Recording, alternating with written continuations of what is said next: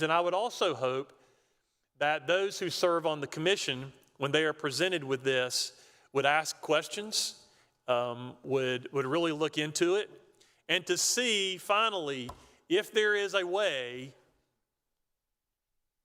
to extract more from them so that the Dominion customers who've been paying for a failed nuclear plant for which they are going to receive no benefit, if there's some way that those customers can be compensated for the losses that they had. So, Mr. President, I appreciate your time on that. I just wanted to bring that to light and to encourage those who may participate at the commission to engage Senator, in that. from as its time's Senator, expired, yield for a question. as its time's expiring. So Yes, Mr. President, I'd like to have 3 more minutes for the is there speaker to objection? speak. 3 more minutes. Is there objection? Unanimous consent request. Is there objection to unanimous consent request? Hearing no objection. So ordered. Additional I'll yield 3 for a minutes. question. Senator yields for question. Okay, thank you. Senator, do you remember, I don't remember how long ago it's been now, but probably 3 years ago, maybe in that time frame, 2, 3 years ago, 4 years ago, when we were looking at the possibility of selling Santee Cooper because of the debt that they had incurred on those 2 nuclear plants over in Jenkinsville. You remember that? I remember that. I can't Yes, get sir. it out of my head. Yes, sir. Senator, do you remember that NextEra wanted to buy Santee Cooper? I remember that. And do you remember what they offered us for it, Senator? I'll refresh your memory. I It don't was remember $500 million that they wanted to pay the state of South Carolina for Santee Cooper.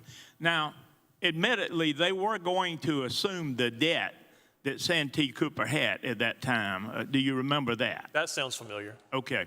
All right. When we were told what the value of Santee Cooper was at that time, I don't remember the exact figure, but it was somewhere between 11 and 13 billion dollars. But that was along with the 5 or 6 billion that they had in outstanding debt for the 2 nuclear plants. Do you remember that? Yeah, and I think they had significant debt in addition to just VC Summer. Yeah. But Senator, I believe, if I remember correctly, maybe you can refresh my memory, but I'm thinking their total debt was somewhere around 6, maybe a little over $6 billion.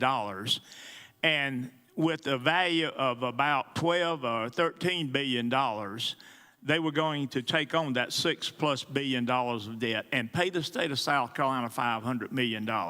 Senator, do you remember that when we figured it up, that was exactly half of basically the value of Santee Cooper? Do you remember that? That sounds about right. Yes, sir. And well, I was going to say, look, I don't know whether NextEra's intervention here is a good thing or a bad thing. I'm not necessarily prejudging that. What I don't want to have happen is for this thing just to slide through and nobody asks a question.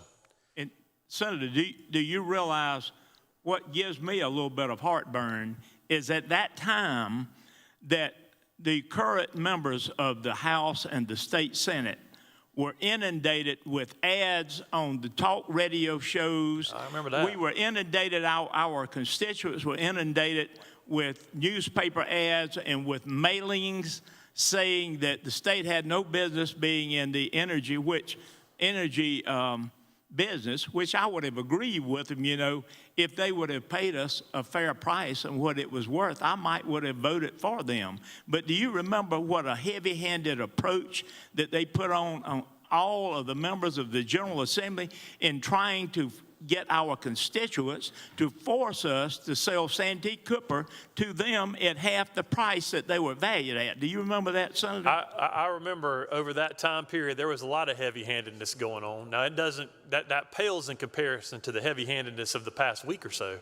But there was certainly a lot of that. You're right about that. Senator's time has expired. Time has expired. Request to extend the time for 3 minutes, please. Is there objection to an additional 3 minutes? Hearing no objection, so ordered. 3 additional minutes have been granted.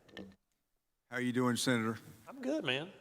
Thank you. I appreciate your comments earlier, and what a history perhaps you and I have had in this body, as the senator from Lexington has just alluded to, in terms of who thought they were coming to dinner but about 4 years ago,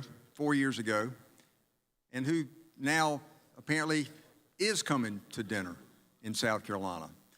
And do you know that I share your concern and the timing and the progress made with a greatly improved, greatly managed, greatly led Santee Cooper, that effectively they're at the altar with someone that they have been in good faith negotiating with on behalf of this state. And now, in biblical terms, who was it that thought they were marrying their chosen bride, but who had to get the sister? And how many years did he have to be married to the sister before he had to be married to the second sister? Well, I think the better analogy might be on the Andy Griffith Show when Ernest T. Bass thought he was marrying Charlene, but instead he got Barney. That's a great episode, by the way. Ernest T. Bass is an awesome character. Let's try to keep it in the biblical realm. Okay, yeah. Although many a sermon preached from a 20-minute segment from Andy Griffith, for a fact. Those are good shows too, yeah. But it is, and we love our South Carolina folks. Again, Yeah. we have all had our history with Richmond and the history of Richmond, and me politically, personally, Sure. perhaps we're not. And I'm aware of that too. Look, and I think well, hold on. Perhaps without fact behind it, but just as was mentioned in terms of the efforts, did you know, Senator Cromer, to force you to sell? Did you know that effort made its way into Horry County at a certain primary election, such that $1.1 million was spent in a 2-week period to try to convince the folks that somebody in Florida had a better idea? And did you know, perhaps it's a new day at NextEra, perhaps it's a new management team, but you're familiar with the term past is prologue? Sure. That's going to be a hard past to erase, perhaps no different than you with Richmond and Dominion. And Difficult past that, again, as Christians, we do get a second chance, we do. But Lord, the Lewis Meads book, I've invoked this a number of times this week, Forgive and Forget. Lewis Meads, if you haven't read the book, if you hadn't got it, it is a well-written book on what happens when you do not forgive. It is a cancer that eats us up. Sure. But it does not say in that book that you forget. Did you know? Thank you. And I'll say this, Santee Cooper has turned around 180 degrees from where it was 8 years ago. No question about that. And I understand your concerns on that. I don't know that NextEra is worse than Dominion. I don't know that they're better. But I do think this is something that needs to be evaluated, and I just hope that the ORS and the commission will give it the attention that it deserves. Thank you, Mr. President. Thank you, Senator from Edgefield. That brings us to Senator from Orangeburg. What purpose do you raise? Raise a point of order. State your point, sir. I raise a point of order that the bill that appears on our calendar to be in masthead status is not properly in masthead status for today, that being H 5683, and this motion invokes both Rules 10 and 37. Rule 10 says that the bill, when it's received by the Senate, to be placed on the calendar and go to masthead, and which raises the question of when was it placed on the calendar. Well, every report of a committee is placed on the calendar the following day. The judiciary is clearly a committee, and it was a report of the full committee from yesterday to be placed on the calendar today, which then means that Rule 37 applies when it says that all reports of standing committees shall lie on the table one statewide legislative day for consideration.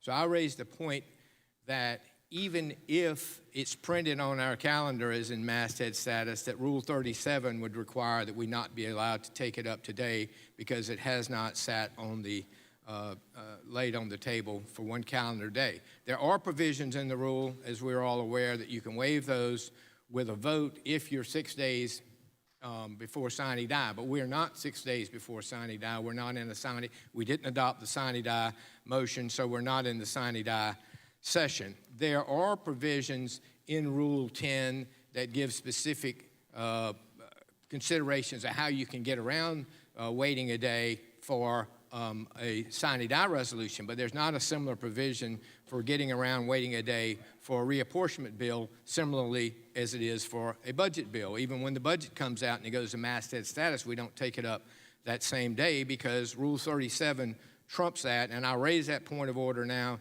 to say that we would be unable to take this bill up today. Anyone else wish to speak to the point of order? Anyone else wish to speak to the point of order? Senator from York, Senator Clymer. What purpose do you rise, sir? Thank you, Mr. President. To speak on the point. You're recognized to speak on the point. Thank you, Mr. President. It's often been the practice of the Senate with regard to the calendar and placement of bills on the calendar that rule would apply insofar as a vote on second reading is concerned, but does not prohibit the Senate from considering a matter in the meantime. Senate will stand at ease.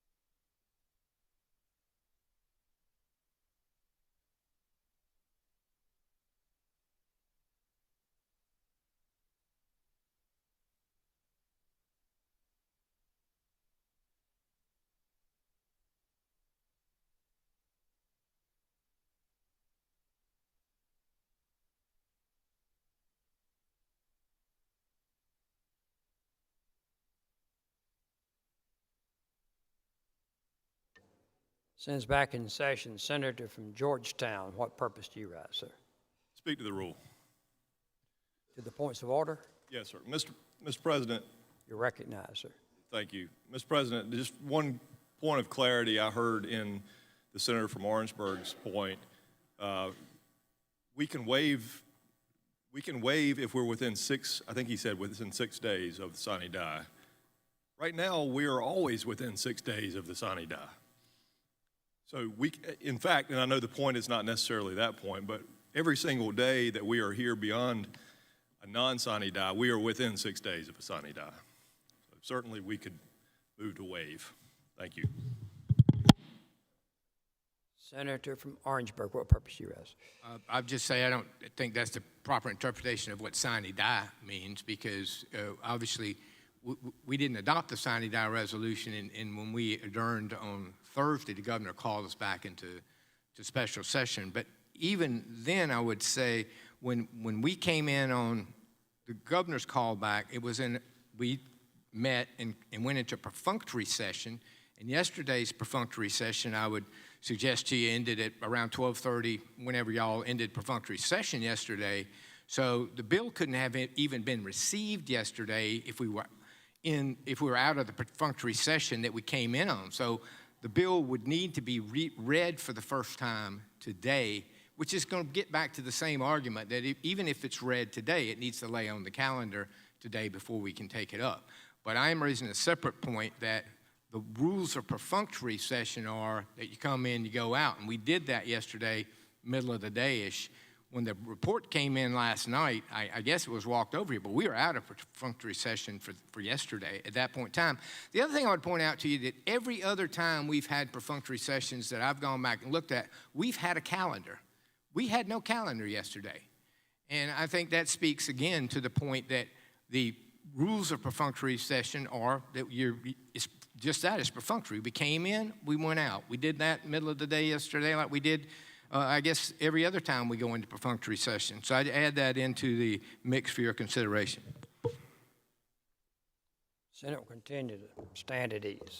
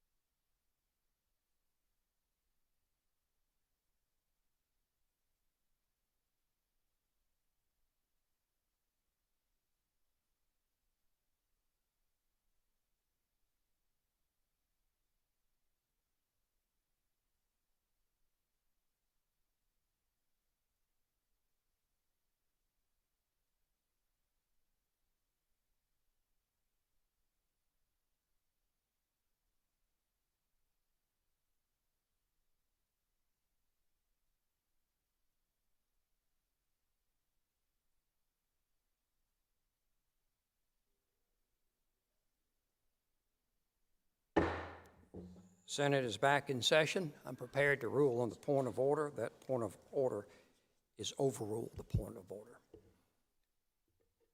Before us is H 5683, the senator from Horry. Senator Rankin, what purpose do you rise, sir? To present a brief report on yesterday's action on the committee part. You're recognized.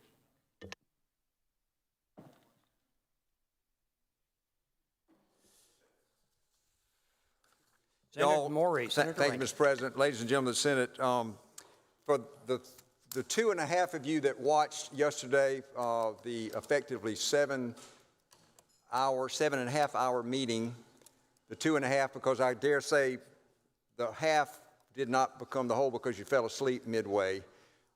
Do I have a witness? I don't.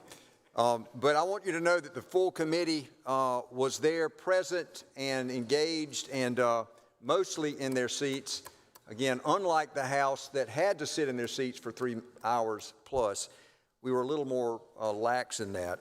And I want to preface my comments today with effectively what I said to those that sat in yesterday, in effectively an uncharted process, an uncharted hearing, an uncharted committee, such that as I addressed to them the question, why are we here today, yesterday, and again I say, why are we here today?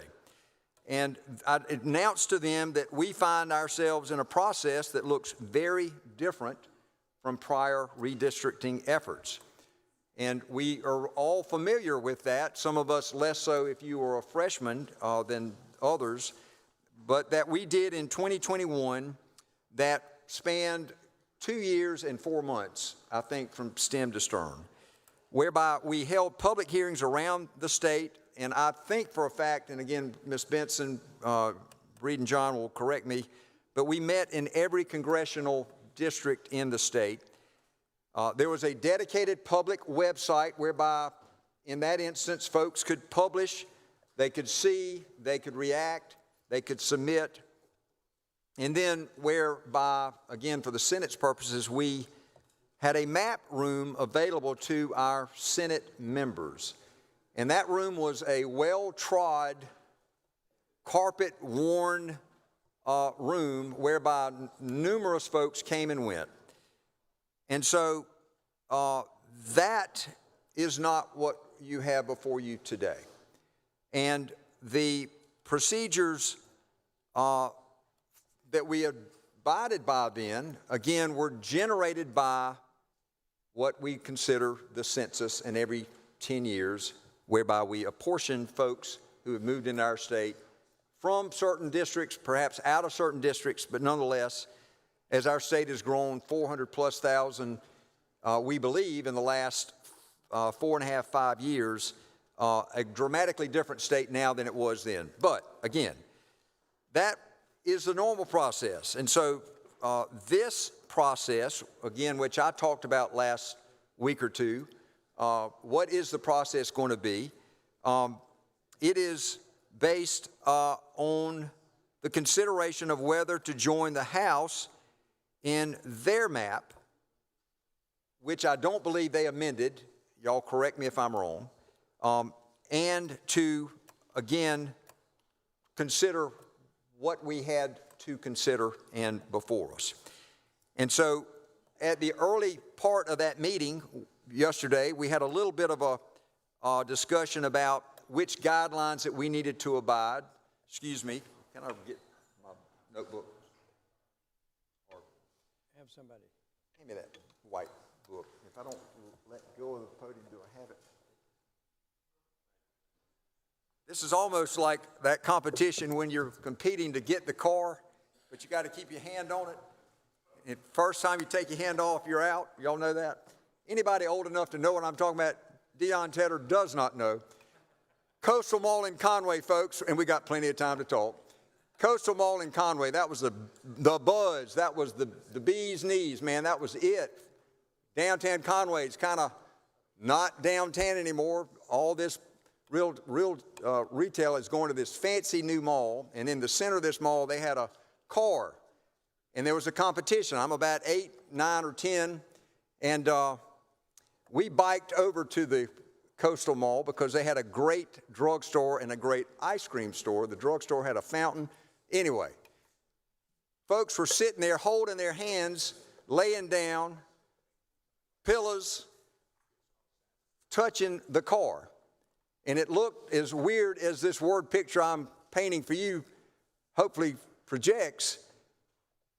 What in the world are they doing? And so they are competing to be the last, not hold out, but hold on to the car. And the last hand, foot, nose, whatever body part touched the car, the last person that survived it, what, Senator Sabb? Won the car. this is not a car that I'm holding on to here, folks. This is not the prize. But anyway, so thank you for the handoff here. But y'all, again, I mentioned the guidelines that we talked about and that we typically adopt, that we do based on the current lay of the land from the U.S. Constitution. So to the point of that guideline, there were questions about, in our committee, whether to abide by ours, the old, or to adopt the House redistricting criteria. And so, unlike previous Senate redistricting efforts, we are considering only whether to join the House in passing this plan, along with any amendments, again, that may be offered here. Again, to my knowledge, none have been offered over there. And so the considered opinion from staff and council is that it is not necessary for us to follow the extra procedures we used in 2021 through 22. And again, that may be a subject for debate in here and or in amendments, but the timing of the House passage of this bill and the expediency, the exigencies, the hurry, the time, whatever you want to call it, exigencies of the timing of this election makes it impossible for us to do everything the same as we had done it before. And so the hope here is that our committee and you as a Senate are using all constitutionally and legally required procedures to consider the bill, to give it as full and deliberate a consideration as we can in the limited time that we've been given, and that our constituencies deserve. And so we corporately, with reservations of rights, adopted the House criteria that it used to craft its plan in keeping with our prior practices and procedures. So now let me tack to the process, and I'm not going to be up here long, I pray, other than Conway and stories I won't belabor. But again, this process, and no doubt about it, it is different than we've ever had before. Questions asked about who we'll get to hear from. What time do we have to hear from? And so we got this, the House introduced their bill on May the 7th. It got second reading on Tuesday, and it was a vote of 74 to 36. It was read a third time and sent here yesterday when it was introduced and referred to our committee and again reported out last night with reservations for everyone to make amendments as they see fit. So again, about 7 hours, we heard from 54 people, 76 members signed up. Folks, the very last speaker was from Spartanburg, Senator Massey. He was in the Liberty Fellows with you. You may be aware, and did ever he speak eloquently, just like another Liberty Fellows scholar, and perhaps there are more in this room, I think there are, but nonetheless, he waited and he spoke last. There were 54 who spoke, 4 spoke in support of the bill, all others were either opposed to the bill, some we heard nonpartisan, we heard from the mayor of, mayor of Mount Pleasant, and a councilman, Mr. Haney and Mr. Brownstein, I believe. Again, in nonpartisan fashion, we heard from mayors, we heard from council members. But in terms of the input that we've heard as of 11 this morning, we've received written testimony to the redistricting email account from more than 300 people. And currently, we are processing dozens of written responses that were provided by hand at last night's meeting. So the staff is working to put all that together, and that will be made available to each of you digitally to read and consider as you want. So we've heard from those who support and those who oppose the bill, but written testimony, again, the mix there, again, 4 for, majority against, but the written testimony is largely in opposition to the bill itself. So again, we now have a different landscape than we are in the traditional redistricting efforts. And we'll have plenty of time to talk about that, and this body is going to decide whether we've heard enough or not.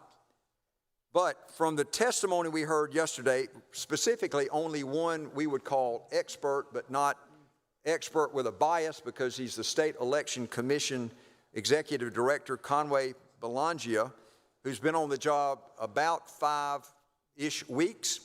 And forgive me for those who heard it last night, I likened his 5 weeks to marriage to me on behalf of my wife, Lindsay, who on the 28th will have suffered me 15 years. She says every year should be measured in dog years. That's 1 to 7, y'all do the math. Perhaps like my time up here, measured in dog years. Anyway, but he has done a fantastic job, and he is absorbing this, drinking in with a fire hose as to what we've got. What did he tell us? And again, this is a narrative, not editorializing or shading it. Again, we'll get to hear from others, but presently, as of yesterday at 2:30 when we called him, there were 11,500 ballots sent out. They have received 2,500 ballots. Of those, 800 military were sent out, with about 300 of those already received back again as of yesterday. He explained that if we pass new maps, any votes for congressional candidates through mail-in or in person, of course, we know will be negated. And that we will have to build new ballots, test new ballots for special primary and potential runoff. But he gave us a hard stop. We cannot do that until after the June primary runoffs. And so it requires June runoffs to end and then get ballots ready for the July 4th UACAVA or CAVA deadline for our military voting members and their timeline. He said that there's a 10-day time frame from shutting down voting system and from runoff to mail out the UACAVA. And they said they will work to assist our counties.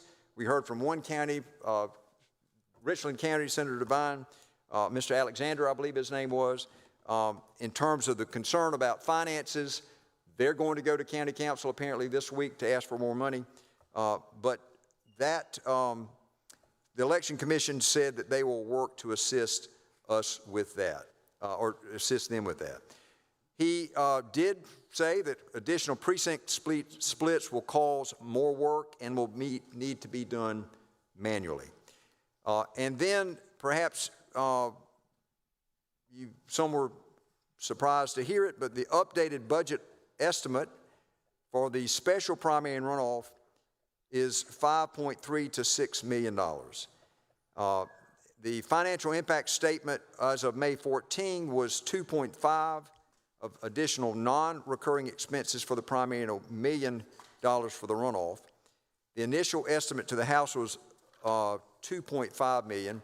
One of our members of the press, Nick, submitted a tweet highlighting a particular exchange that the House had appropriated $1 million. That may be for legal fees, but we can parse that later. What does this bill do? Again, they adopted a new map for congressional districts. They adopted 5684 to the bill, which was a second bill adopting process and procedure for this year's congressional election in the event that the new map is passed. The timing sets a special primary for congressional districts to August 18th.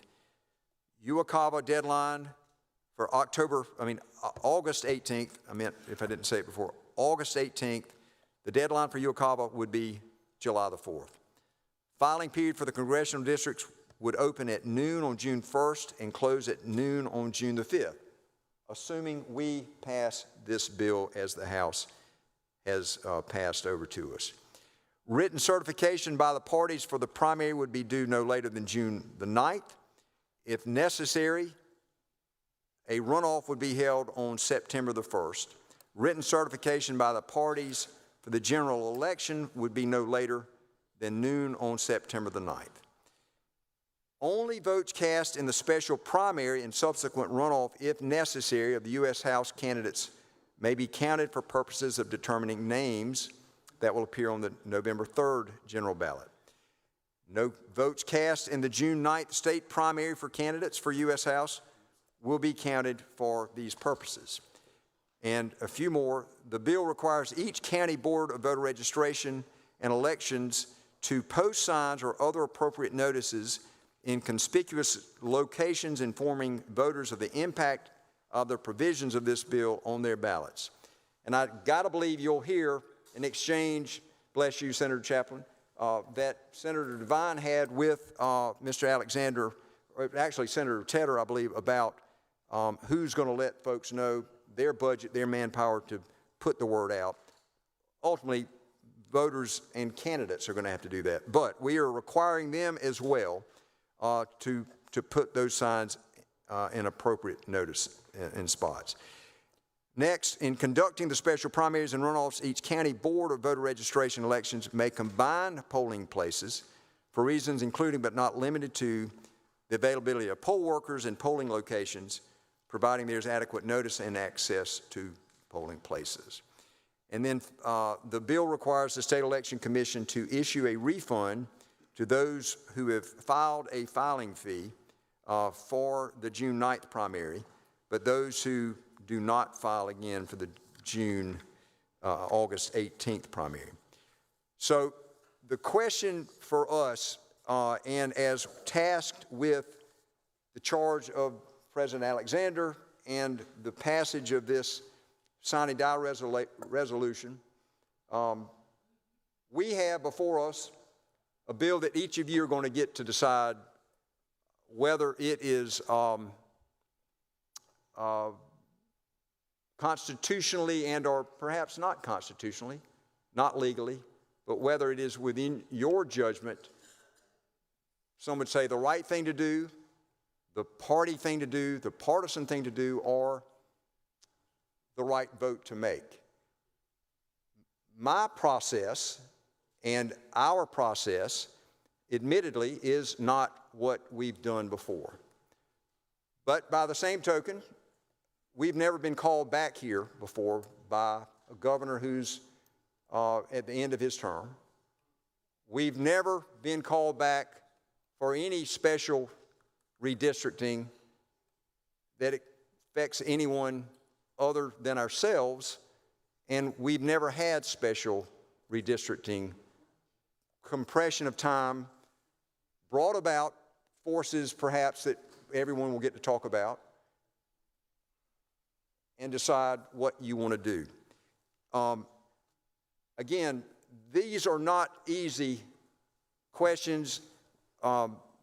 We've compressed more in 6 hours with testimony, and I don't know, Senator Sabb, we've got to count. I know Paula would have it, how many people have spoke in the last, I call it the world tour, but we had 72 folks there.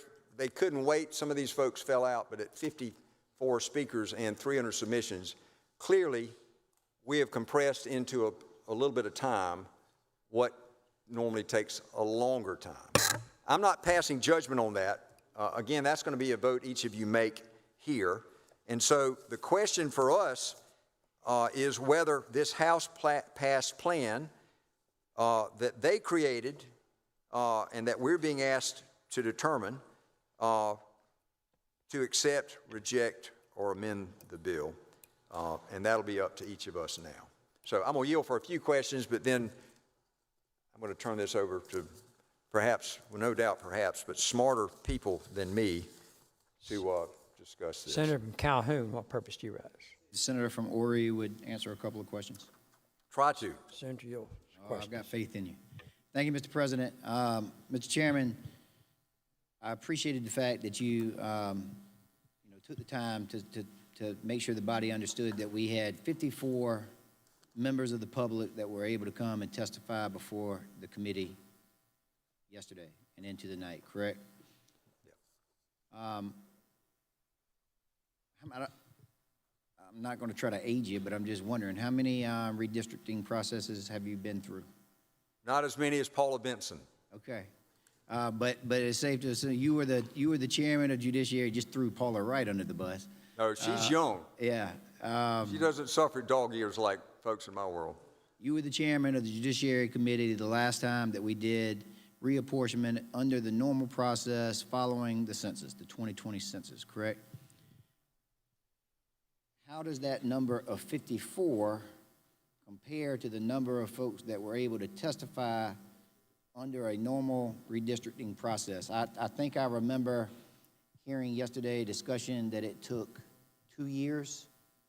The redistricting process after the 2020 census took 2 years to complete. And we heard testimony that members of both the House and the Senate went around the state to receive testimony. Do you have any idea how many folks were able to testify during that process? Well, my comments just now, I volunteered to Senator Sabb, but perhaps we can get that number from Ms. Benson. I don't know. I just don't know. But I would say it would be more, clearly more than that. Some Significantly more, I would imagine. Potentially, but they didn't wait for some that got here. I think somebody said he got here at 8 in the morning, but potentially lots more. I think in Charleston, Senator Campson, help me, you had a packed house down there, Trident Tech. Again, remember, then candidate Senator Chaplin, not as many there. That was Florence Darlington Tech, I think. But without a doubt, and in the upstate too, and I think Senator Sabb chaired a couple of those, upstate, a lot of people there. So would have to be more. I don't know the number though. I would suggest that it would probably be a lot more. Let me ask you this question. Do you think that if we had carried over the voting committee yesterday and said that we were going to come back today and hold another committee hearing and offered public testimony, do you think that we would have had just as many people show up today to provide testimony to the committee as we did yesterday? I would imagine they'd want to come. I would imagine. And so now just your opinion and your thoughts on the whole process. Please tell me how important you think it is to receive public testimony and the thoughts and the concerns from different community groups, from different areas across the state. When this body is drawing new lines, how important is it to receive that type of public testimony and the wills and the wishes of the constituents and the voters across the state? Well, it is incredibly important from a diversity standpoint, from a geographic standpoint, and you may know that it was not suggested by anyone, but the idea was floated perhaps to not have any committee work and effectively have the bill go without reference and allow us to be on this bill more than, again, perhaps a speed bump time between the House and the Senate's receipt of it. But I believed that, again, I owe a duty, our committee owed a duty, not just to the people, but to this institution, that to do that would run short shrift and totally disregard what we heard yesterday. Now the question will be, again, we didn't do that. We had one day, and we packed it in, and we all stayed. And we heard everybody that stayed and blessed them for sticking around. And Senator from Edgefield says, don't read their names, but Michael was your Liberty Scholar, and I look on my list of 72, MB, you may know him as, was the last to speak. And so we heard, but would we have heard more had we had more time? Clearly. Clearly. And obviously if we would go around the state, which was prudent the first time around and probably prudent every time. However far you go every back, time. every single time it's been across the state to make sure that we hear from different parts of South Carolina. And then just finally, you were talking about how unprecedented this is. And I'm just wondering, I mean, do you know of any other time where we have held a statewide primary election, not only in conjunction in the same year as another statewide primary election, but just a statewide primary election outside of the bounds of the normal schedule of when we vote in South Carolina? Well, again, these times they are different, but I mean, let's bring it right back home. I'm just trying to The understand if it's answer ever been is, done. we've never had a governor call us back to do this. Thank you. Senator from Beaufort, what purpose do you rise, sir? What if the senator from Ori would yield for some questions? Senator, your As long as they're not New York Times puzzle-like questions, I'll try to do my best to answer. Senator yields for I'm going to question. do the Monday crossword puzzle instead of the Saturday. Okay. I'm just going to ask a few questions because I want to compare the process that you led after the 2020 census with the process that you have been thrust upon you to lead now. I want to go ahead and establish some points of contrast. And your staff was, did you know, very cooperative in providing me with some timelines and some information, and I'm grateful for that. But I want you to verify a few things for me, if you would. The timeline that I have in regard to the redistricting after the 2020 census, the first data point I think that's significant is April 26, 2021, which I'm told is when the U.S. Census Bureau publicly released the official apportionment results, which showed South Carolina's population had officially grown to 5,118,425. So that's the time period. So from my mind, that's when the redistricting process kicked off. When you got data, when the U.S. Census Bureau said, here it is, this is official, and provides it to the public and also to your staff. Would you agree with me that that's a logical starting point, or anyway, that's when that starting gun goes off? Is that fair? That's when runners set, go. Okay, and it's my understanding then that that's when staff begins working, that staff begins, looking at demographic data, begins looking at, various other things that they need to be considering. And as part of that as well, you start to set up these public hearings. Is that right? I mean, shortly after that, you went ahead and set up public hearings. And I've got as a data point, July 20, 2021 is needed a press release in regard to the 10 sites where there are going to be public hearings. And is that your recollection or thereabouts? I'm not trying to pin you down. Yeah, thank you for the actual date. Yeah, and so what I have in here is that on July 27, there was a public hearing in Columbia in the Gressett Building. In July 28, there was a Sumter public hearing at the Central Carolina Technical College. July 29, a Rock Hill public hearing at the York Technical College. August 2nd, a Greenville public hearing at the Greenville County Council Chambers. August 3, a Florence public hearing at the Florence Darlington Technical College. August 4, a Beaufort public hearing, which I attended, at the Technical College of the Low Country. August 9, an Orangeburg public hearing at the Orangeburg Calhoun Technical College. August 10, a Charleston public hearing at the Triton Technical College. I think you referred to that. Senator from Charleston said it was a packed house. August 11, a Conway public hearing at Horry Georgetown Technical College. And August 12, an Aiken public hearing at the Aiken Technical College. Does that sound roughly correct, those 10 hearings? That does. And it's my understanding that attending at those hearings were a special subcommittee that had been appointed by you. And I'm told, and if you would let me know if this is correct, that you were the chair of that subcommittee, that the senator from Charleston, Senator Campson, was a member, senator from Aiken, Senator Young, senator from Colleton, Senator Bright Matthews, senator from Spartanburg, Senator Talley, Senator Harpootlian, senator from Columbia, and senator from Williamsburg, Senator Sabb. I mean, those are the members of that subcommittee that I see was formed by press release. It was July 16, 2021. Does that sound correct? Yep.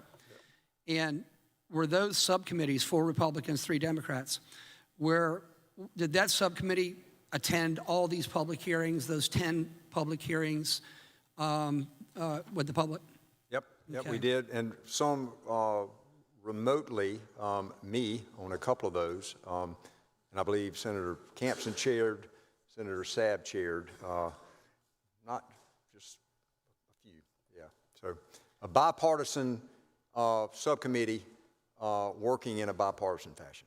And I'm told that at each of those public hearings that redistricting guidelines or guidelines that the public should be made aware of are distributed, and information is given to the people that attend those hearings, right? They're given guidelines, they're given policy statements, they're given information so that they can meaningfully participate. Is that correct? That is, and that's what I mentioned earlier. And again, you might recall last week, and I mentioned Ms. Benson, but at every one of these, and y'all correct me, dial a friend, subcommittee members, but I recall that we had her recite for the public at each of those spots the guidelines that we adhere to at that point based on the 2020 census and based on the current law at that time.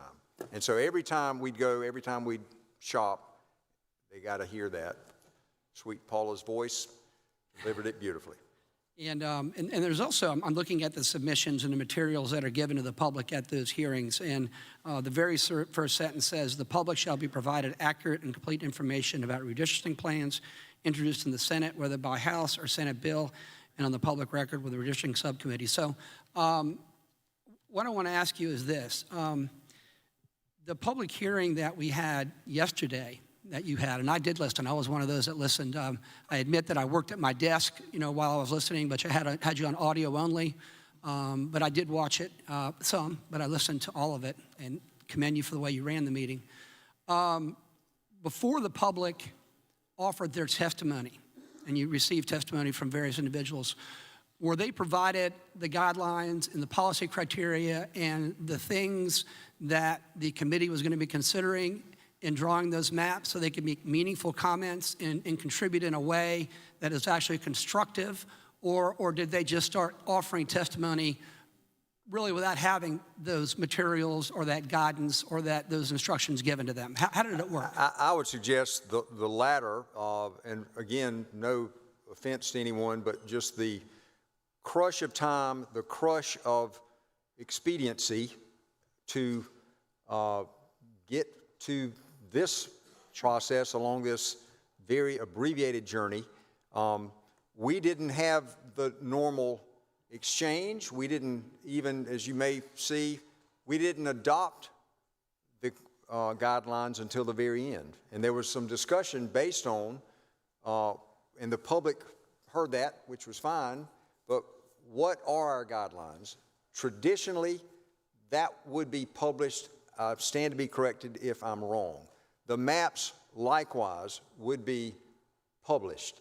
Now, they were published on the House redistricting page, but they were not on ours yet because we have not passed that map. Arguably, again, but if they wanted to look, they could see there, but I think for a flat, black and white, right or wrong, we did not educate at least as we have had time to do before.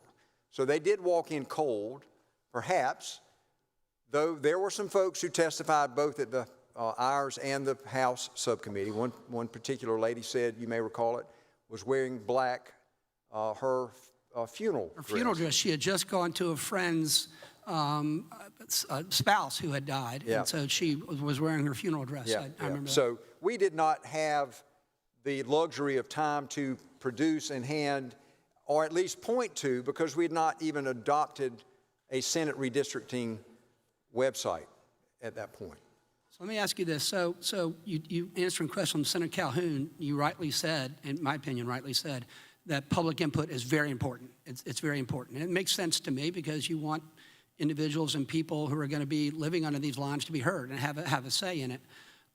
So unlike with the redistricting process after the 2020 census, where there were 10 public hearings throughout the state, at the public hearings, there were guidelines given, there were policy provisions given so that the public was educated so they can make informed comments.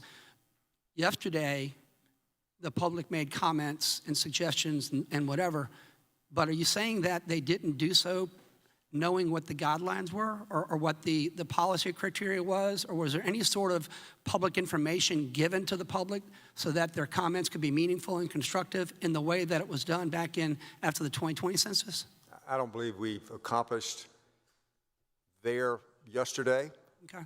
For the sheer lack of time. I understand. To accomplish that. And that is a shortcoming And I will apologize for that to the 72 people who signed up, because it is not the norm.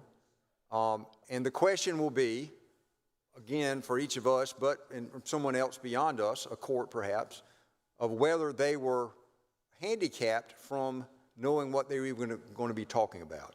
I would dare say that, and as we kind of argued back and forth, the nuances of Senate version versus House version generally accomplish the same thing. There was a Scrivener's error on one word that kind of got us a little off track, but effectively, these considerations, I dare say, had they known them and had we handed them a sheet with these to read before their oftentimes prepared testimony, or from their hearts not prepared, I would dare say that there would be little difference in what they actually told us or the points that they wanted us to hear.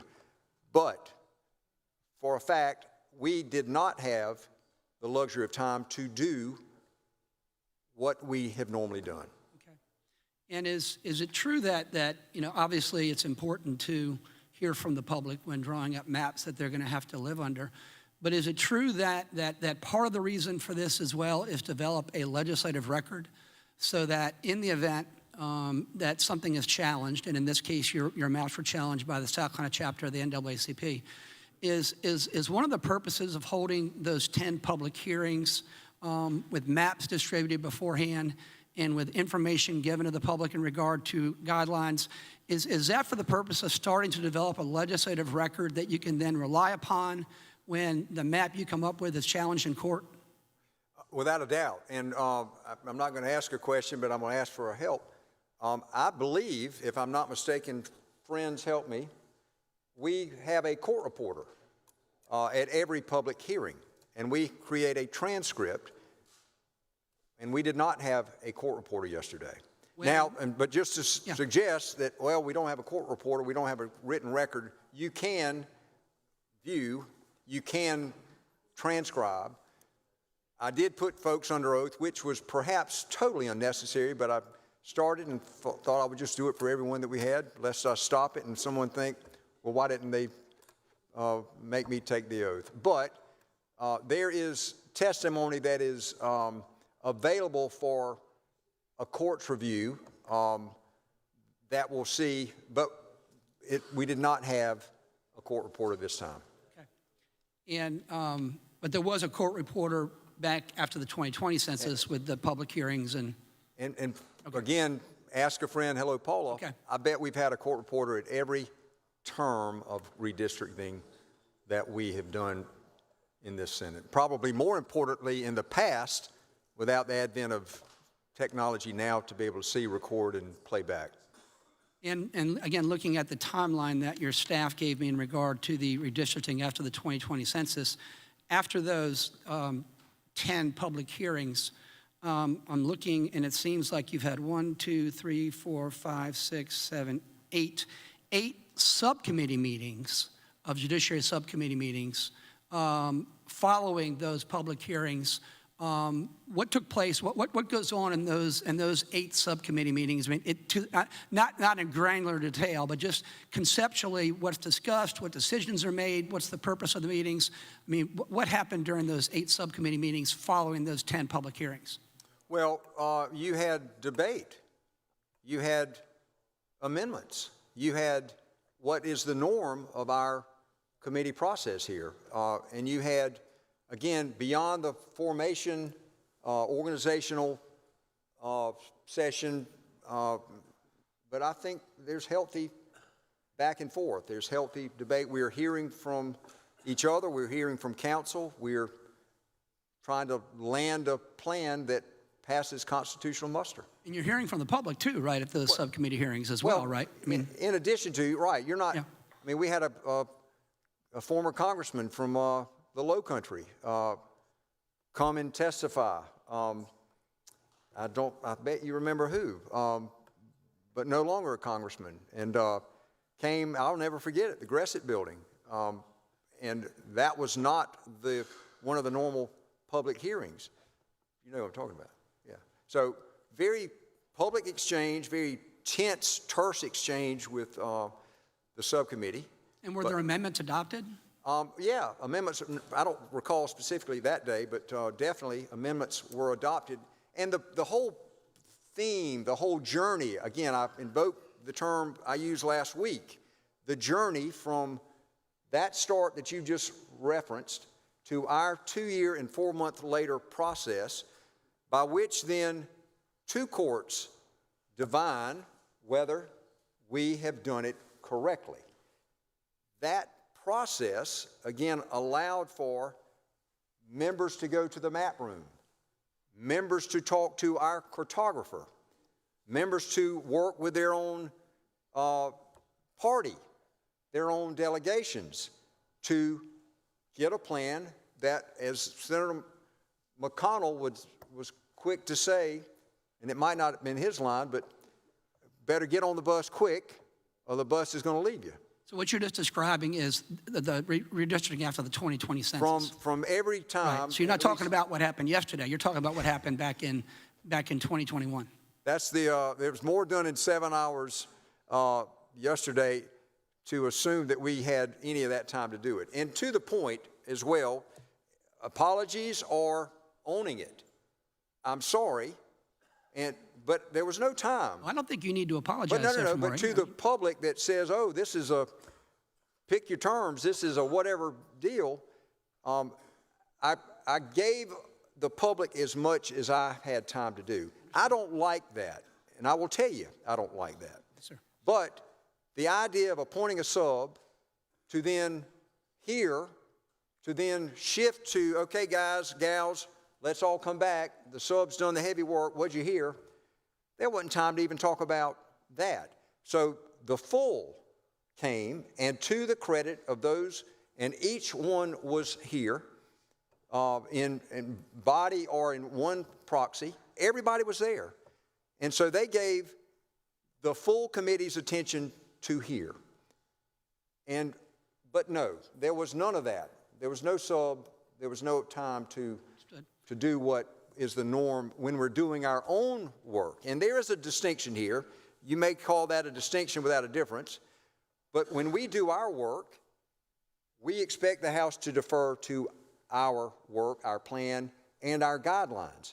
Similarly, when they're drawing their plan, we defer to them.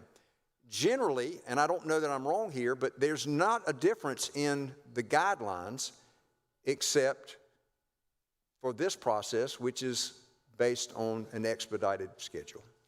And then moving beyond, because all these things were taking place, the subcommittee meetings from July of 2021 through January, early January 2022. So this would have been done before we were back in session.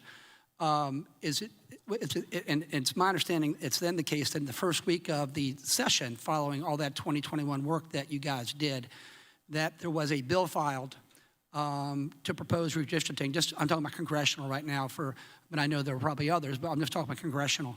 At that point, when you filed, that would have been a map filed at that point in time in terms of your recommendation, or may have been a subcommittee bill, or I don't know who the sponsor of the bill would have been, but there would have been a map that came out of all that process. Is that correct? Correct. Okay. Drawn by our person here. And not that he has to be the only one that draws them, but again, different this time. And I established on the record yesterday, and let me tack back, if I may, to answer a question that's not been asked, but there was a thought of having the map drawer appear yesterday. But the concerted decision was, given how many people we had, the fact that they'd already testified, again, perhaps without cross-examination to the degree that some may have liked, but nonetheless, there is a record that the House has established for their purposes that I think we can adopt as well, that our guy did not draw these maps. And again, maybe that doesn't matter, but again, to the difference of what you're talking about, House does theirs, we do ours, and the last, traditionally, and again, subcommittee members, y'all help me if I'm wrong, we do the congressional maps last. that our focus is not, no disrespect, Senator Clymer, candidate for Congress, you will remember our focus is at home. Congress is the last effort, and again, generally that's not as contested as perhaps now. Now, when you say you almost wanted to invite the map maker, are you referring to Mr. Kincaid? I think Adam Kincaid, I think that's his name. Okay, so, and he is a principal for what entity, what organization? I don't know. I've never met him. I've had a text exchange with staff in terms of his availability. Okay. Then it was decided perhaps that we might not need him and would not have time.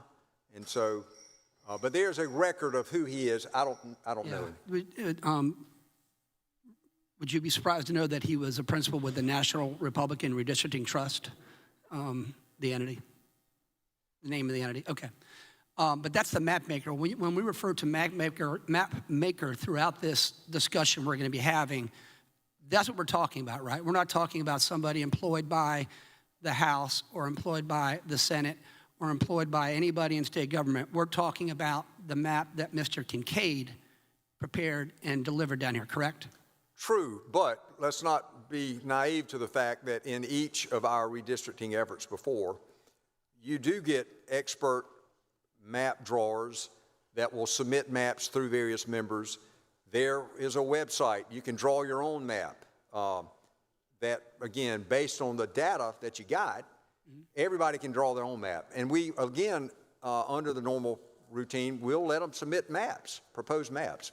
So there are outside map drawers, but in this instance, this is not a organically generated map. It is from an expert that happens to be not a South Carolinian. So, not that there's anything wrong with that either. So we'll talk about that in a little bit. So getting back to the 2020 census and the redistricting that flowed from that, in the public hearings, the 10 public hearings, the 9 subcommittee hearings, and then ultimately coming up with a bill that was filed with a map. Would it be possible to designate one individual at that point in time as being the map maker, or frankly, is the subcommittee really the map maker because you were the ones that received testimony and received expert input? And in terms of, I'm trying to figure out whether there could be an analogy drawn here. I mean, you said there was a map maker here, and we know it's Mr. Kincaid. Was there a similar singular map maker back in 2021? Or was the map, congressional map, ultimately filed the work product of the subcommittee through doing amendments, through doing discussions back and forth with each other? I mean, that's my understanding of it. I'm just trying to see if my understanding of it's correct. You're correct. And again, the traditional process is you go to the map room. You can bring with you whoever you want. You can bring your expert. You can bring, but it is effectively, again, if I'm using this correctly, organically produced in that each one has the ability to bring their own to the subcommittee through the process that becomes adopted by sub, by full, and then to the floor. And in looking at the map that the map maker drew here, the one that the House considered and passed, and the one that you considered in committee yesterday and passed, were there any questions at all asked in regard to how he came about that map, the demographic analysis, the application of the conventional criteria, traditional criteria that the Supreme Court has said you're to use in drawing maps, any sort of regression analysis in regard to minority votes? I mean, what factors and what criteria and what basis upon which Mr. Kincaid generated this map? Was there any exploration as to that? Not by us, but again, let's not be naive either, not that your question suspects that, but I don't recall, and again, stand to be corrected, where we've ever had a cartographer testify before our subcommittee, how did you do this? I may be wrong, but the exchange with someone's expert and their map, I don't recall ever seeing that before. What is subject to cross-examination, though, is the person offering it, and how does it impact their district? Again, within the Senate district lines, again, Senator from Horry, Senator Hembry and I, we have conversations, right? We want to, the former senator from Horry that Senator Hembry succeeded, never forget, you know, he's got a suggestion on what part I might take, what part somebody he might take. And that give and take is perhaps somebody's got an idea, he's an expert, and he's saying, hey, pitch this. So I don't think we've ever done that, but you got to stand the test of how many votes you can get. And that's, again, the organic process by which everyone that gets to participate, how does it affect you?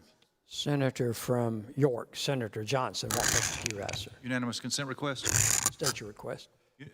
With the senator from Horry holding the floor, I unanimous consent to pass out material to the body. Is there objection to the unanimous consent request to distribute material to the body?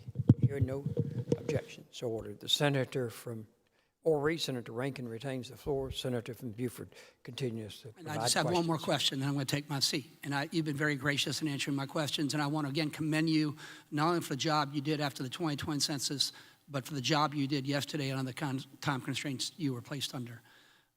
So just to wrap things up here, after the 2020 census, April 26, 2021 is when official apportionment information was given to us and our work started.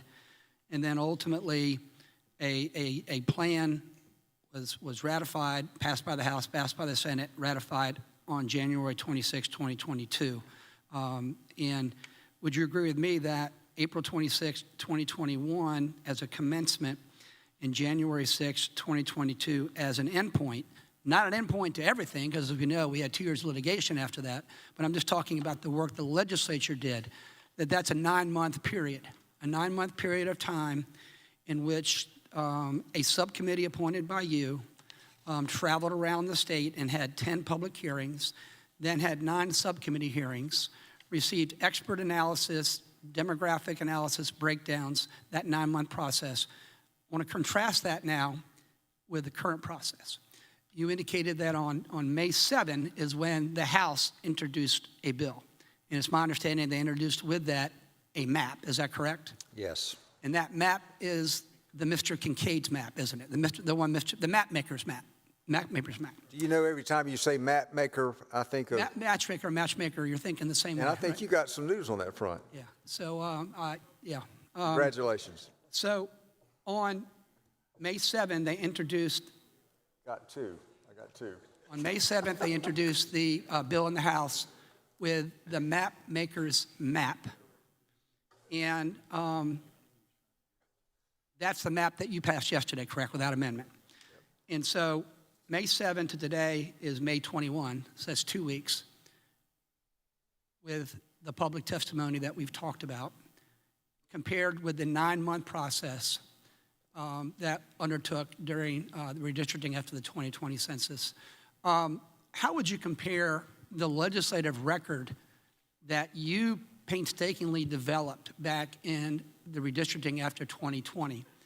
And a record, by the way, that I will congratulate you and the senator from Charleston and the senator from Edgefield, a record that ultimately withstood a tremendous challenge, and I'm going to talk a little bit about that later myself, and a record that held up, which is to your credit. I mean, I think it's an amazing feat. How would you compare that legislative record with the richness of testimony and public input and expert analysis and debate in the committee and debate on the floor and amendments being adopted? How would you compare that legislative record to the 14-day record we have thus far in regard to Mr. Kincaid's map? Before I answer that, I want to give a shout out again to Senator Campson, who testified at the federal trial and withstood cross-examination beautifully. Our team, our witnesses, and our process, again, withstood constitutional challenge. Every subcommittee member, I think, were deposed. Senator Sabb, correct me if I'm wrong, were you deposed as well? Bless you. But there were depositions taken by folks. A number of us sat long, arduous depositions. So our membership prevailed, our body of work that I think was unanimous in our passage of that plan. I don't believe, I may stand to be corrected, but it was a unanimous decision by the Senate that withstood both the U.S. Supreme Court challenge and the South Carolina Supreme Court. But to your answer, and forgive me for not being trite, but the word of 2020 would be robust. The word of 2026 would be what one hopes to achieve after a long prescription use of Ozempic. Slight, light, and not as robust. Senator, thank you for yielding for my questions. Thank you, Mr. President. Senator from Richland, Senator Devine, what purpose do you rise? See if my favorite senator from Horry will answer a couple questions. Only favorite because it's this committee versus Education Committee. Look at that. Senator, you have for questions. So would you amend that to, and then I will, but I won't until. My favorite during judiciary. See, I don't serve on education yet, so if the senator from Horry would have let me be on education, he might become my favorite. So, Senator, and I won't be long because the senator from Beaufort actually answered a lot of my questions, and I certainly appreciate that. But, Senator, did you know I appreciate when I reached out to you earlier this week to get some information. You directed me to your staff, and they've been amazing. So, Senator, did you know that in the 2021 process, you all had a website where all of these documents that the senator from Beaufort referenced are on? Yes. And so that information is still there for anybody to see what the process was in 2021. And so, Senator, in addition to the subcommittee hearings, the public hearings, and the press releases, which I believe there were 12 press releases that went out regarding that process that time. In addition to that, it also has information that was passed out at the public hearing that says, tell us about your community. Can you tell us about that? That was passed out to the public when you went to these 10 hearings around the state, and then they were asked to tell you things about their community so that communities of interest could be better understood? Specifically to say I know that exactly would not be honest, but I do know that and recall as we have in what we publish, again, they are, again, adherence to, 1, requirements of federal law, 2, contiguity, and 3, additional considerations. Again, that under existing U.S. law, state and federal, excuse me, but we specifically talk about and heard about yesterday, Mayor Haney, the concept of communities of interest, and so it is still a part. And so to go to the depths of saying, yes, I remember that, we certainly heard from everybody about who and what they are. And so decidedly, the record's full of communities of interest, testimony back. Senator, would it surprise you if I told you that passed out at the hearings, there were questions that were given to the public? One, are there important places where your community gathers, like parks or community centers? A question like, has your community come together to advocate for important services, better schools, roads, or health centers in your neighborhood? Does your neighborhood share certain celebrations or traditions, like summer food festivals or holiday parades? Are you working with your neighbors to help bring new jobs to your area or struggling to rebuild following a natural disaster? And what is the history of how your community came together and how it has changed over the years? Would it surprise you if people in these public hearings were asked to tell you all, the subcommittee, those specific things about their communities? Again, that's consistent with, again, one of the three key factors of the guidelines that we adopted then. And I dare say we will adopt come the next census. And so, based on your answers to the senator from Beaufort, after all of that feedback was received from South Carolinians, from their communities, that information was used to produce maps that were considered by this body.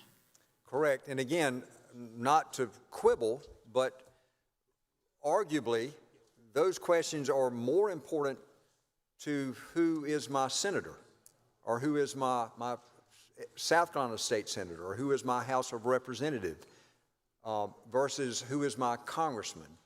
Yes, those are factors still, and yes, there is some clear head scratching on who belongs to who, and do they have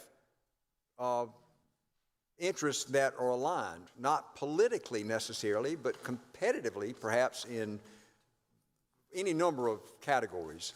But, you know, I could suggest that it is important, but there's 7 of them versus 170 of us. Again, I think it is important for every step along the way, but. Well, because it is important when you're looking at communities of interest. If you have a community that has beaches and beach nourishment or environmental issues, is critical to that community, as opposed to a community that has mountains and they're not really as in tune to the beaches. So it goes to whether or not you truly are a community of interest, correct? I agree. Okay. And so based on that, this information went and a map was drawn. I know you've mentioned that we did not have Mr. Kincaid testify for us, but he has been on the record. But I don't know if I've seen whether or not he has been provided or whether he even had any opportunity to receive information from communities, from South Carolinians answering these type or similar questions to determine what communities of interest are for our state. Are you aware of any of that? No, and again, just to kind of tack back to my response to Senator from Beaufort, that this gentleman is not a South Carolinian, maybe vacations here, I don't know, but I don't know that we've ever examined anyone's work except the member offering the plan and whether we support it or not. And again, to the degree that he followed this versus that versus whatever consideration, effectively it has been said, and the body will get to decide this itself as soon as I sit down. We'll start talking about other things, which I'm about to do after my friend, the subcommittee member, gets me, but not the other one. The idea that this is a homegrown map is somewhat accurate or somewhat not relevant, because right now it's the House's map. No amendments were made over there. I don't know that any member offered amendments to the map. Did they tweak it? I don't know that they did. I did listen, like my friend who can do a Monday crossword puzzle or a Saturday crossword puzzle as fast as can be, but we listened to that. I listened and tried to find out, again, at the subcommittee levels as well, what was going on. But absent some amendment over there, effectively the House is trusting someone else to make it their map. And the question for the Senate will be, will this be our map? Right. And will we amend it? And if we amend it, does it become Senator Devine's map? Right, we're being asked to. But you had that map. opportunity, Yeah. right? To my knowledge, they did not adopt any amendments over there. And again, would that be the logic here? Or would there be better logic to make some tweaks to it?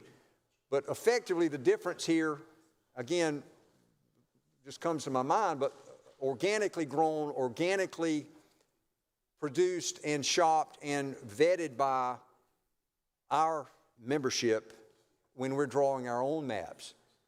The normal process, as I said, is the congressional maps are not an afterthought, but they don't get as much time, and Senator Sabb will correct me on that, as generally as we focus our House and Senate maps. But the testimony we heard clearly affects, and they're speaking to who is my congressman, and I don't want to be in this district.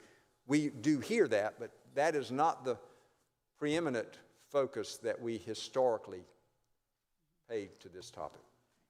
And so, Senator, I think last night when I asked you about maps, you did tell me that you can look at maps, and I did find actually the House's map, and to my surprise, the map that we had, it's not very detailed. So looking at it, I was assuming I was being moved to Congressional District 2, which is Joe Wilson, and I know him very well.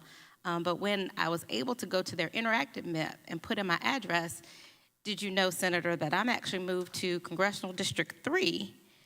So I will be not with the senator from Cherokee that I thought, but it looks like it looks like I'll be in Oconee and Cherokee, although I've lived 50 plus years in District 6.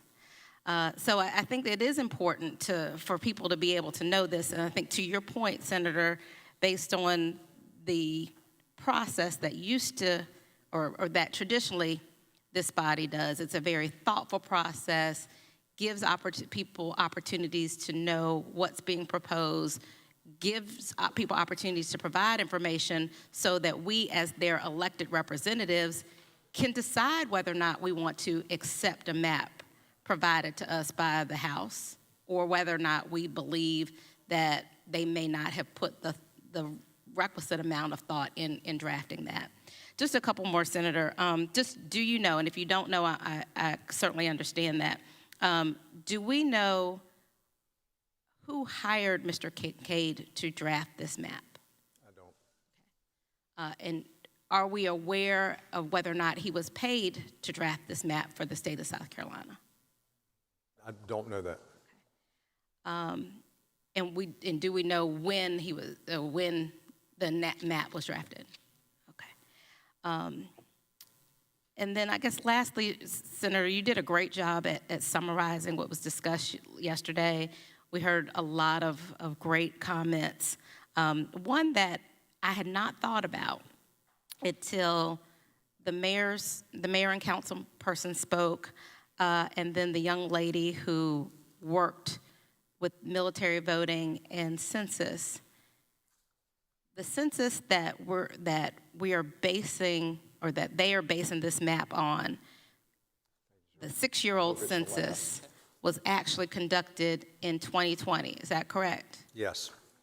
And the 2020 census was a modified census due to COVID. Is that correct? Yes. So even the numbers that we're using for 2020 are probably undercounted, but in the 6 years, as we hear almost every single day from our fabulous governor, South Carolina is the fastest growing state in the nation. So we are basing new maps, congressional maps, based on underreported 2020 numbers that are 6 years old. Is that correct? Again, and there's, we would examine this, but you don't have to take testimony on it to divine. Again, third time, maybe that'll be the last time, Senator, that I use that with you. But SC Gov, we chart, and this is due Department of Employment and Workforce, as of May 7th, it charts the population growth from 2021 through 2024-25, and that gives you 80,000 per year. And some would say, those in Horry, we love those folks in Horry. Mayor Haney, again, Senator Campson, I'm not picking on your mayor, but they did something about theirs. I don't know that we can do in Horry those impact fees like they did, but Horry, I dare say, we're growing perhaps a larger number, but to this public record, the dues numbers, it is average 80,000 per year since the last census. And based on the one person, one vote, these congressional districts are supposed to be drawn about the same number of people, but quite honestly, we really don't know what that is. Or I won't even say that. We don't exactly know, but we don't even know if the due numbers, estimates, were factored into this gentleman's drafting of this map. Okay. All right. Let me look at my notes. I think that was it. I think that is it. Thank you, Senator. Thank you. Senator from Williamsburg, what purpose do you rise, sir? Thank you, Mr. President. See whether or not Senator from Horry would yield for a question or two. Senator yields for questions. Thank you, Mr. President. Thank you, Senator from Horry. Senator, I almost walked down memory lane, did you know, with the exchange that you've had with some of our colleagues regarding redistricting. Did you know that? If you didn't, you weren't as attuned to all that we did back then as I thought you were. And Senator, do you know that that there was one person on our committee that actually was in person to every meeting? And Senator, do you know that Senator from Charleston nominated me to receive the Perfect Attendance in-Person Award? Did you know that? Wait a minute. Can I go back and invoke the former senator from Charleston's response? That would not be me. That would be you. And yes, you were there at every one. But Senator, do you know that that actually the meeting that I chaired, I had our finance chairperson was there, and that he was kind enough to meet me in the back and gave me words of advice. And those words were, do no harm. Did you know that? Dr. Peeler said it right. And Senator, do you know that everywhere we went, there were a bunch of South Carolinians that were interested in what we were doing? And that the comments from our citizenry weren't always calm. There were some people that were really advocating that we do certain things in a certain way and that we consider some of their thought processes in what we do.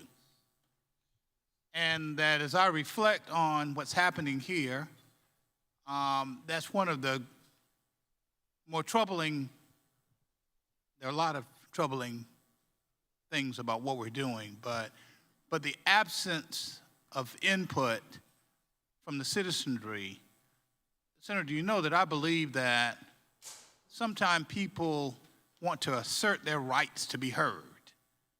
And when not given the opportunity to do that, it evokes certain emotions from them akin to not being important, not being considered, and almost being discarded, and folks just kind of doing what they want to do, however they want to do it, when they want to do it, without consideration to the rights of the citizenry. Do you recognize the right of persons to come and to voice their opinion as an important right? I do, and again, I am sorry to those who could not stay.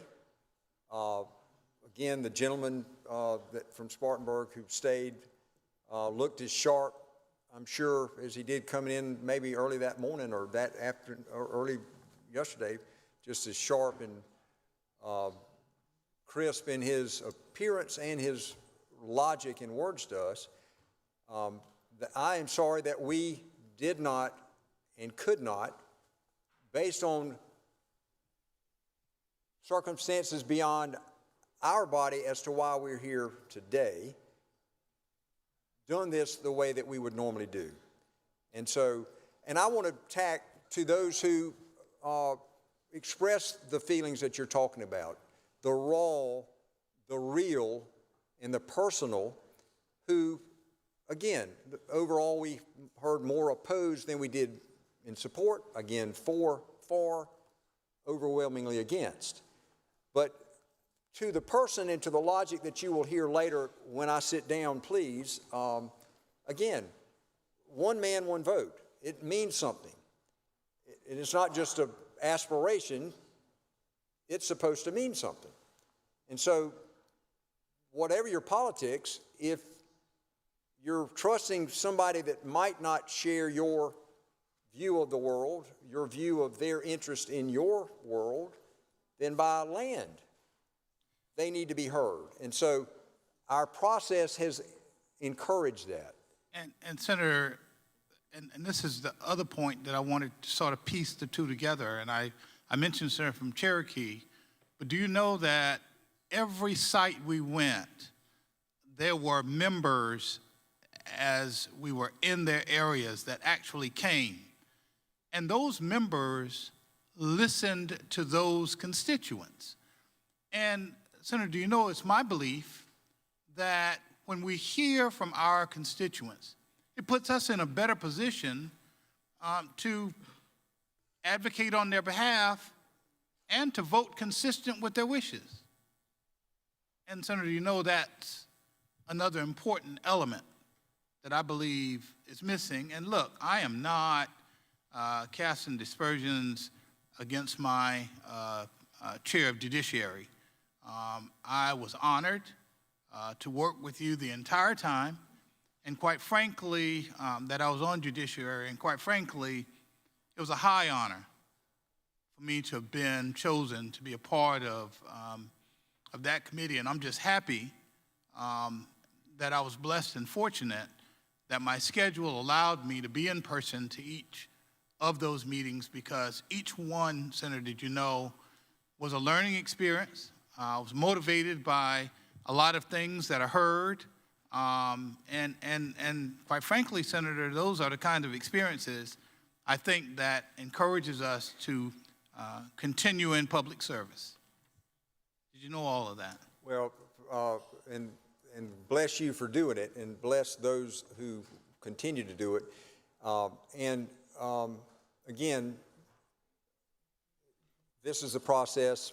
This is what we got this time. And I want to tack also back to some of the exchanges last night and not linger on, and then quickly answer the three questions that Senator Tedder has written down. Yes, sir. The demeanor and the decorum was respectful. Yes, sir.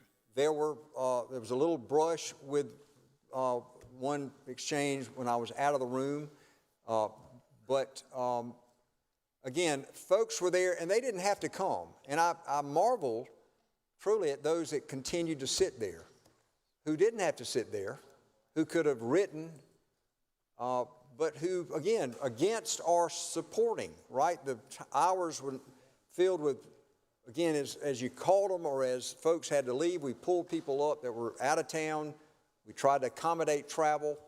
But anyway, it was as respectful and I think received as well as we would want to be and be proud of. Thank you for that, Senator, and thank you for yielding. And my final point that I'll make as I take my seat is that do you know that I had an appreciation for the members of our Judiciary Committee who were willing to sit there, to work, and to listen, Senator. Did you know all of that?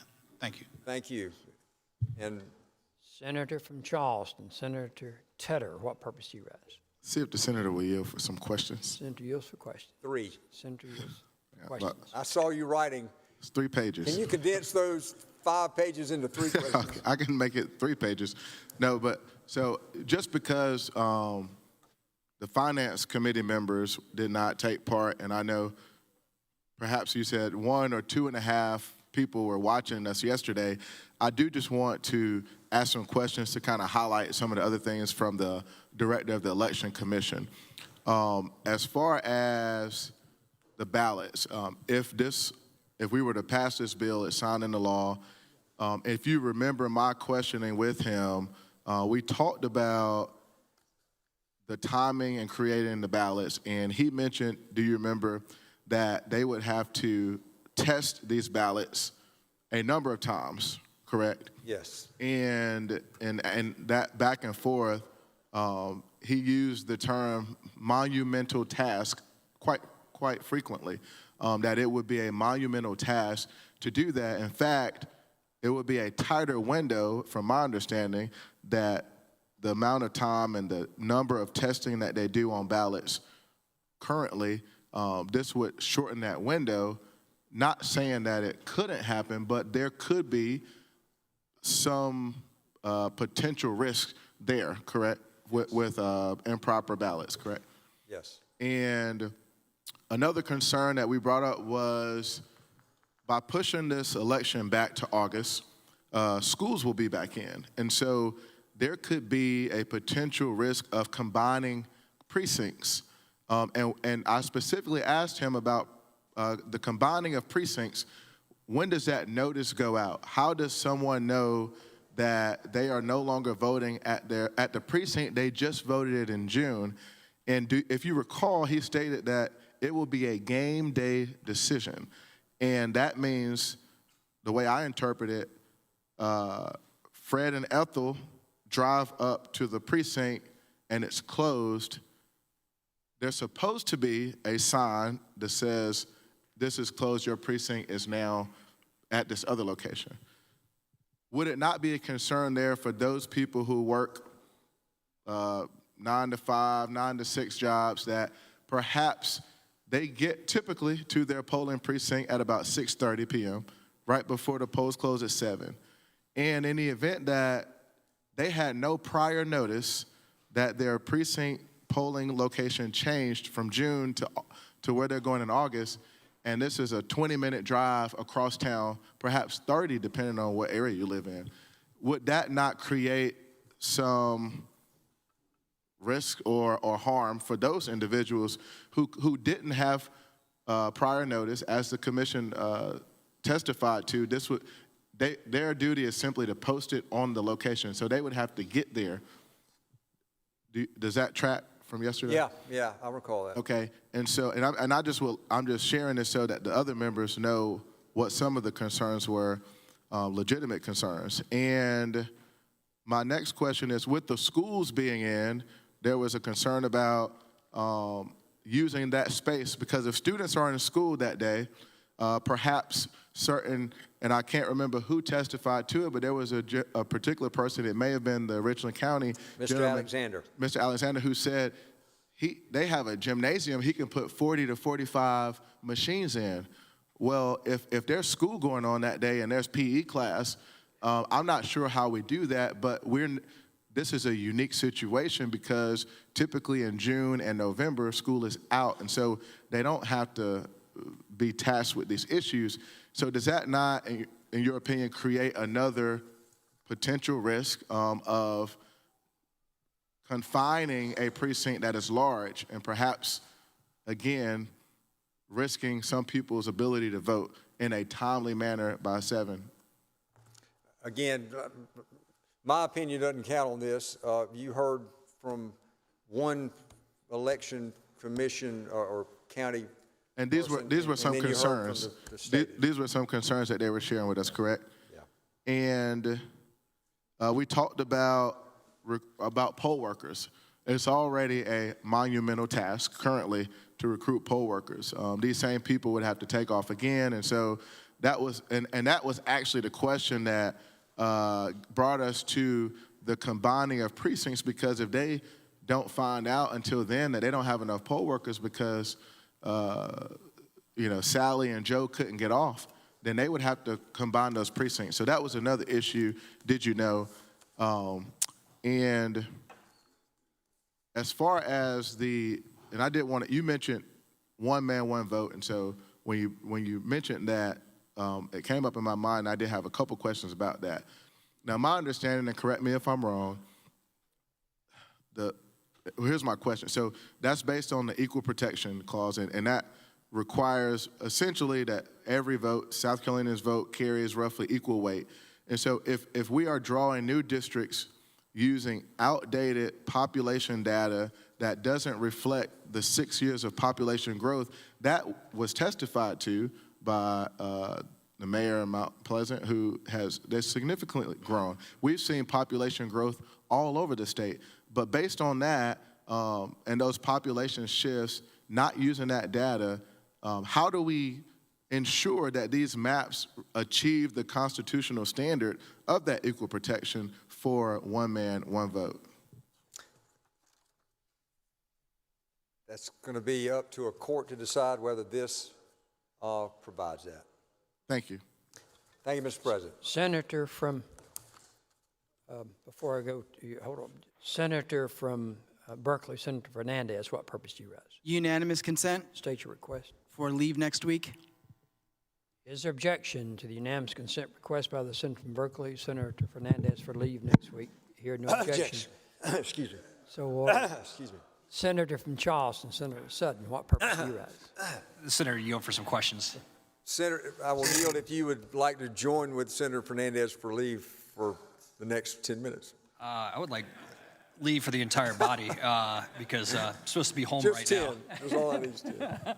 But anyway, just wanted to touch on some things that I heard, and thank you for chairing that committee in a little over 6 hours, 7 hours, however long it was, in a professional manner yesterday. But are you aware, one of the the big things that I took away from that, from hearing the gentleman who's a retired colonel that testified to us, also the gentleman who is a veteran of Vietnam, that Hemsel. Yeah. That do you remember when they both more or less said that this is canceling military ballots, canceling the votes on their congressional primaries? That has never happened in modern history in our state before, that military members overseas reached out, went through the correct process, took the time to fill out their ballots, sent it back to us in time, followed all the rules. But this would be a first in South Carolina history where we said, too bad, so sad. Your vote in your congressional primary race no longer counts. And oh, by the way, you may live in a new congressional district. Uncharted territory. I'll tell you another thing. Are you aware, another takeaway, and I'll keep it in my military frame background, is when we have accidents in aviation, we go back and we look at the error chain. And generally it's not, very rarely is it one factor that leads to disaster, right? It is a series of events that things go wrong that lead to catastrophe. And I'm sitting here and looking at this. You've stated that this is normally a 2-year process. We're trying to do it now in 2 weeks. We have a brand new election director who's been on the job for all of 5 weeks. Super capable guy, but this is a monumental task to take on in 5 weeks. We have ballots that are already coming in and being received because the election is in process. We haven't budgeted for this. The most recent number started at $2 million. It's now at $6 million, and that doesn't even include the cost to defend these maps. And I believe the last time that we had to do that, the Senate alone, I want to say, spent around $3 million. So that bill is continuing to grow. Not to mention everything at the county level. We heard from the Richland director about finding new polling locations. It's unfortunate we didn't have 2 days of testimony because the Charleston director was going to come up this morning and talk about the issues that we face down there. But are you aware that I see this error chain is growing by the day, and feel very strongly that we are headed to catastrophe for here, because there are all these things way outside the boundary of what we would consider normal, and we're continuing to add and add and add along that, and hoping the system can withstand. I will never be accused of being a pilot or having the military background you're describing, or the vacuum here. So perhaps a great analogy. Thank you. And where this process be fighting strong, hard for my friends in active duty and their families and contractors that are overseas, because again, we are in uncharted territory that a more or less Memorial Day weekend, when we are supposed to be honoring our war dead, that we will be faced with a decision: do we cancel ballots from military members that have already been cast in an election and discard those? That is a decision that we're going to make over a holiday weekend where we're supposed to be honoring our war dead. Thank you. Thank you, Mr. President. I want to just say this in final to the full committee who was there, to the members who stayed, and all of you did, to each of you, I thank you for your attention, your heart, your head.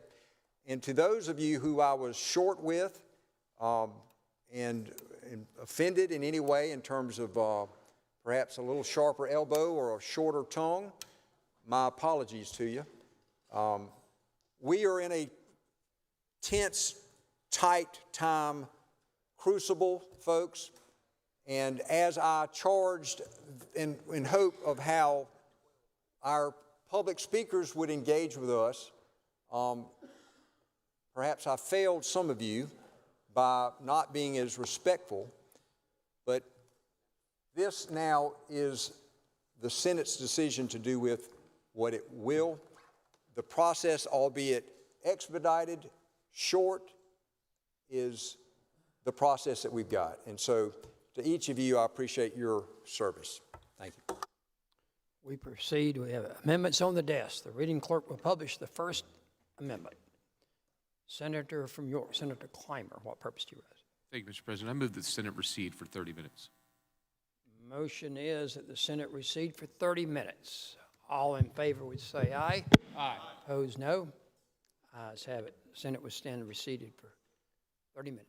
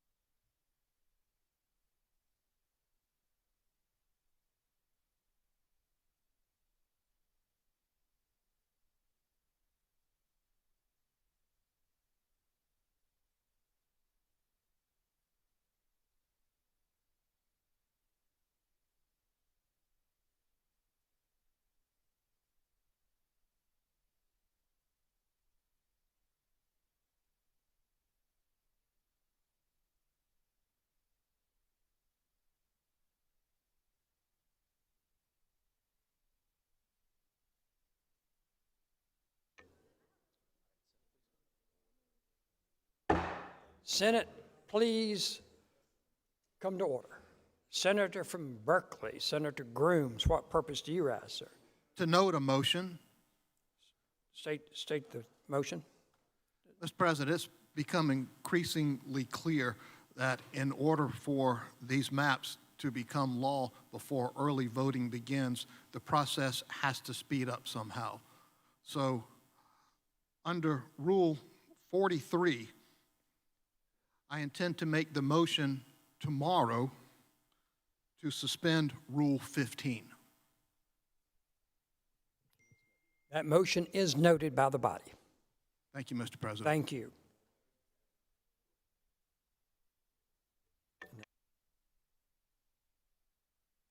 We have amendments on the desk. The reading clerk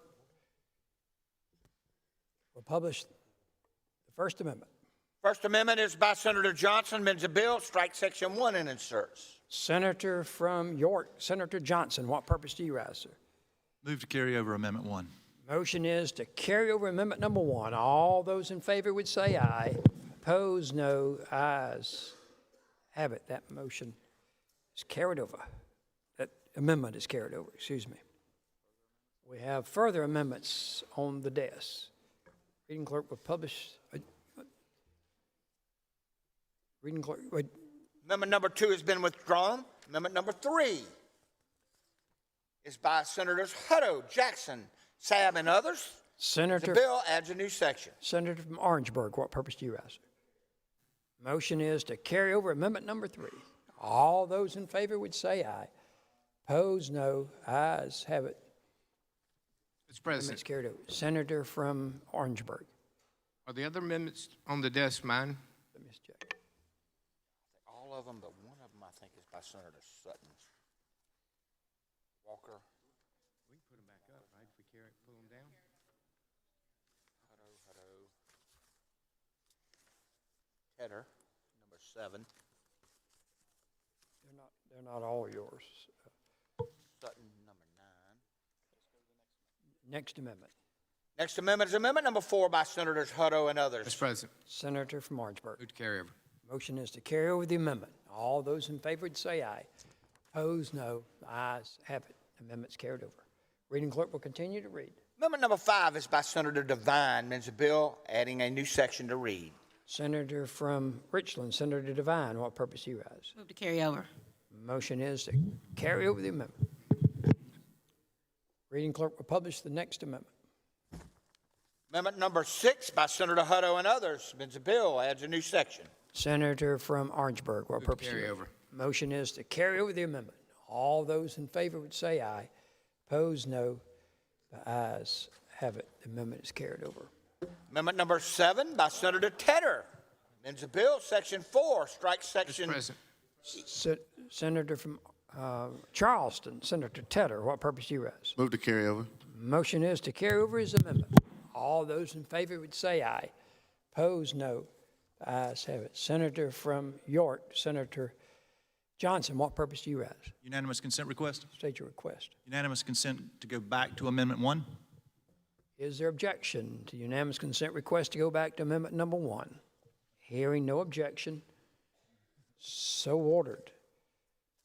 Reading clerk will publish amendment number 1. Amendment number 1 is by Senator Johnson, amends a bill, it strikes Section 1 and inserts. Senator from York, Senator Johnson, what purpose do you rise? Unanimous consent request State your request. to hand out literature to the body? Is there objection to the unanimous consent request by the Senator from York, Senator Johnson, to distribute material to the body? Hearing no objection, so ordered. Mr. President, Senator from to explain the amendment? You're recognized on your amendment. While he comes to the podium, Senator from Williamsburg, what purpose do you rise? Never mind. I had an item that was left with me. Didn't know whose it was. Okay. I now know whose it was. So, okay. Thank you, sir. Thank you. Senator from York, Senator Johnson, is recognized on this amendment. Thank you, Mr. President. Mr. President, I would ask that we place the map, the overlay map on the screens, please.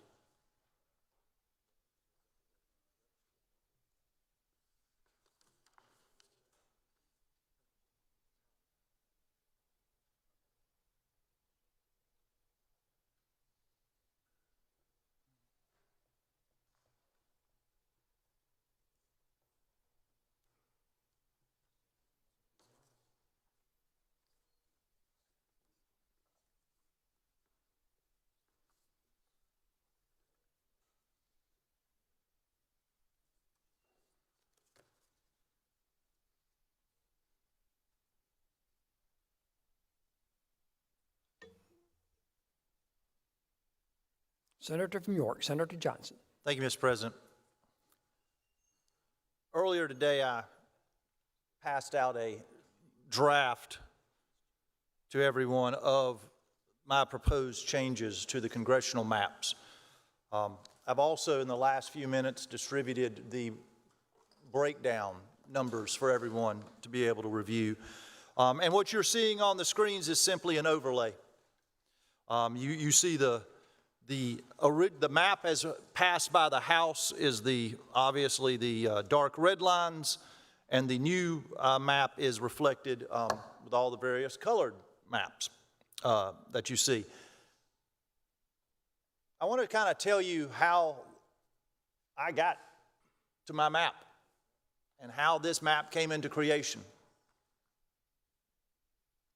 2-3 weeks ago, like many people, many members of the Senate, I was contacted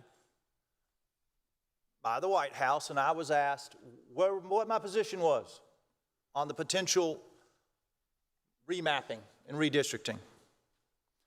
I voiced concerns that I had with the map that was originally proposed, the map that the House proposed. And I said that I was willing to work with them to fix it. This, ladies and gentlemen, is that fix. It is a map that, in my opinion, fixes this. This was a map that I will say that was drawn and provided to through negotiations with the White House. What this map, one of the things this map does, and I think you will want to notice this, it puts Representative Clyburn back in the 6th, unopposed. It does not put him in a same district with Joe Wilson, which the House-drawn map does. This puts him in his own district, the 6th. It also, to what I wanted and what I asked from the White House, was it reunited Fort Mill. When we talk about communities of interest, everybody's district is a community of interest. You live in Columbia, it's a community of interest. You live in Greenville, it's a community of interest. I'm going to say this, and you may disagree, but where I live is a community of interest.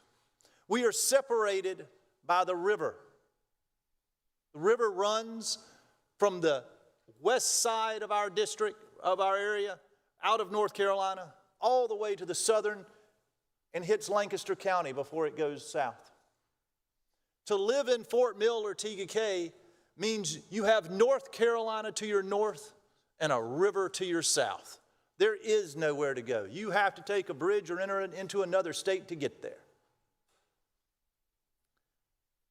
It is a unique community, and what I wanted to do was get as much of it to remain in the 5th Congressional District as I could.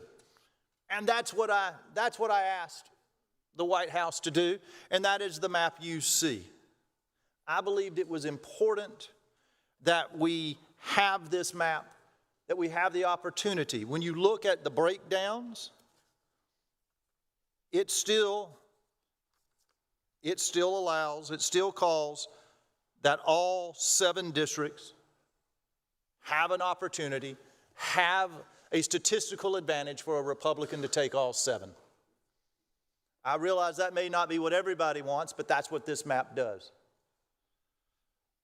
I believe this map reflects the support of the White House. This map has my support. And Mr. President. Senator from Richland, Senator Jackson, what purpose do you raise? President, with Senator Yield. I will. Senator Yield for questions. Yes, with Senator Yield for questions. Thank you, Mr. President. Senator, thank you for your presentation. Let me ask you a few questions. Some of the things you said to us, it's kind of concerning, but it adds clarity. One, you've made it clear that the White House is drawing the maps. Second, you've made it very, very clear that in order to get something done in this body, local reapportionment for the state of South Carolina, it has to have White House approval. To the best of your knowledge, and I know you haven't been here as long as some of us, have you ever witnessed or heard of a reapportionment process in which a legislative body in South Carolina did not go forward unless the White House signed off, be it Democrat or Republican? Senator, I think that the White House is not trying to influence local drawing of maps from a South Carolina House, South Carolina Senate standpoint. This body, are they putting their finger on the scale? Perhaps, but doesn't every congressman put their finger on the scale when we're redrawing their maps? They have input. I was sitting here in, what was it, 2, 3 years ago, 4 years ago when we passed the last round of maps, and I remember congressmen saying, we prefer this, we prefer that. I think this is simply part of the process that allows us to come to a conclusion on what the map should look like. Senator, let me ask you this again. Sure. Okay. You said you've heard congressmen and women put their input on it. That's not what you said earlier. You did not say that I checked with Congressman Wilson. You did not say that I checked with Congressman Clyburn. You did not say that I checked with your congressman is Norman? Norman. You did not, and I notice his name hasn't been mentioned in your mouth. You said very clearly that you checked with the White House, not with a congressperson who occupies a seat, and you received the blessing of the White House. So back to my original question. Have you ever witnessed or have you ever seen when there was a reapportionment debate, discussion happened, and let us not take other states. Let us stick with South Carolina. You know South Carolina, right? The state that fired on Fort Sumter for its independence, okay? I can't imagine that there's some people, maybe I need to check with the senator from Charleston, that will be turning over in their graves thinking that we cannot vote on not just a map, on an amendment to a reapportionment process without getting the blessing of the White House. Oh, Senator, I don't think you have to have the blessing of the White House. You've just indicated No, what I said, Senator, was that I asked the White House. Let me ask you another question, When in Senator. 2022, when we were redrawing maps, I didn't know anybody in the Biden White House. I didn't have anybody in the Biden White House to call and ask for, hey, are you okay with this? But guess what I did, and I didn't ask them. Okay? I don't know. I didn't So they feel may have weighed in. necessary to ask them. Let me ask another question, because I haven't been as engaged with this, but you've really piqued my interest, okay? What if the White House would have said to you, no, we don't like your amendment? Would you be standing at the well today offering that amendment? I would. Oh, absolutely. Absolutely, Senator. I'd had an Senator, didn't you say obligation you wanted to represent Fort Mill, TUK, Indian land. I'd be standing right here. What I wouldn't be saying is that this was okay, that I received their support for passage. So here's perhaps my final question. Why is it necessary for you in the state of South Carolina, in the South Carolina Senate, to tell us that you think one of the reasons why your amendment should pass is because the White House has given you their blessing? Senator, you have just confirmed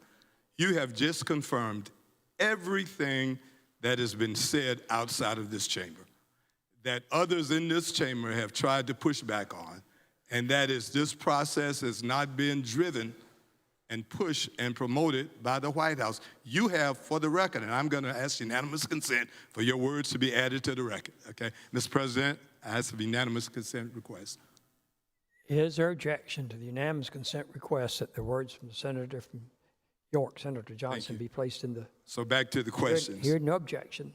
So ordered. You have just confirmed for us, and it's now in the records, that you had to seek the blessing, or you did seek the blessing and the advice of the White House to propose the First Amendment offered on the floor of the South Carolina Senate. Senator, is this still South Carolina? Is this still the state who cherishes its independence?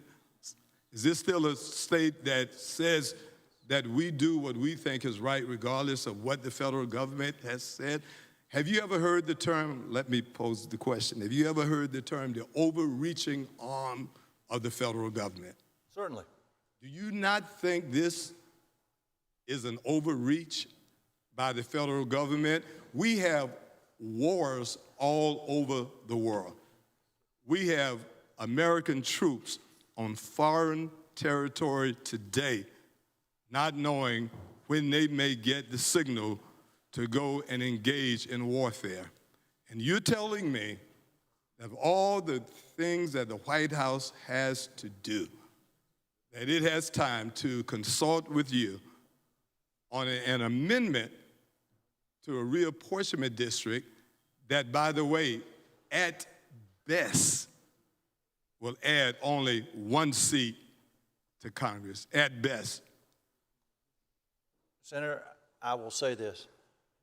The White House, as far as I know, did not dictate any map. I asked an opinion on a map. I was given an opinion on a map. I was told. Did they help you draw the map? Did they help me draw it?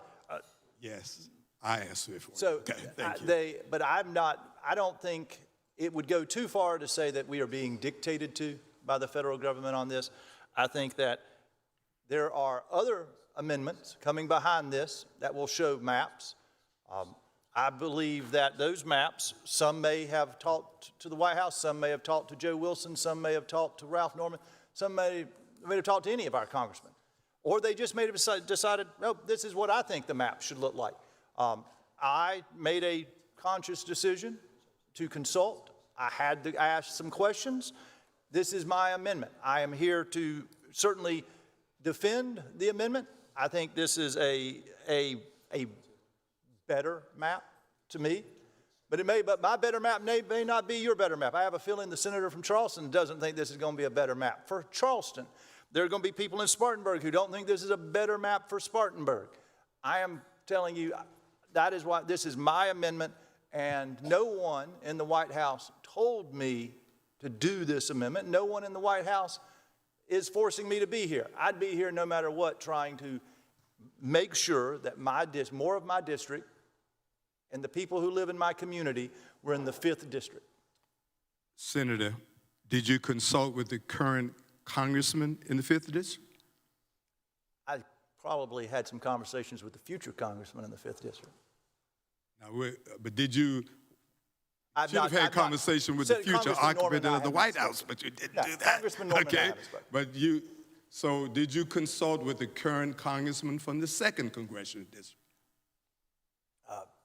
No, I didn't talk to you. Did you consult with the current congressman from the 6th congressional district? I'll fast forward for you. I didn't call any congressman. But you did talk to the White House. I certainly had a conversation with him. And you did not think it would have been wise to talk to those who are directly impacted by this. You skipped over the ones who would have been directly impacted to go talk to the White House and not to the current congressman from the 5th, the 2nd, or the 6th. Senator, I could have proposed a map and not spoken to anybody. I just chose to use this map. Senator, as I take my seat, perhaps this may be the only question I ask in these next couple of days. Thank you for your transparency. Thank you for allowing us now to confirm we don't have to leave here without any doubt what is driving this process. Thank you, Senator. Senator from Charleston, Senator Sutton, what purpose do you rise? Senator, you have for some questions? I will. Senator yields for questions. Appreciate your interest in keeping your community, Fort Mill, together. I think a lot of us in here share that concern. And what I'm seeing here on the House map now, this map, are you aware that that interest has certainly not been extended to Columbia and Charleston. So can you talk a little bit about what this map does, your updated map, what it does to Charleston? On a street-by-street basis, Senator, I probably couldn't tell you what it does to Charleston. Certainly, you can see on the overlay, it changes the lines, the proposed lines. It changes those. Senator, I'll say this. When I drew this, I was looking after York County. Understand If that. you draw a map, you're going to look after Charleston County. Don't disagree. Senator from Richland is going to take care of Richland County. Everybody in this room is going to take care of their county. I represent York and Lancaster counties. I wanted to make sure that Lancaster stayed together, and I'd like York to stay together. So, Senator, that was the driving force.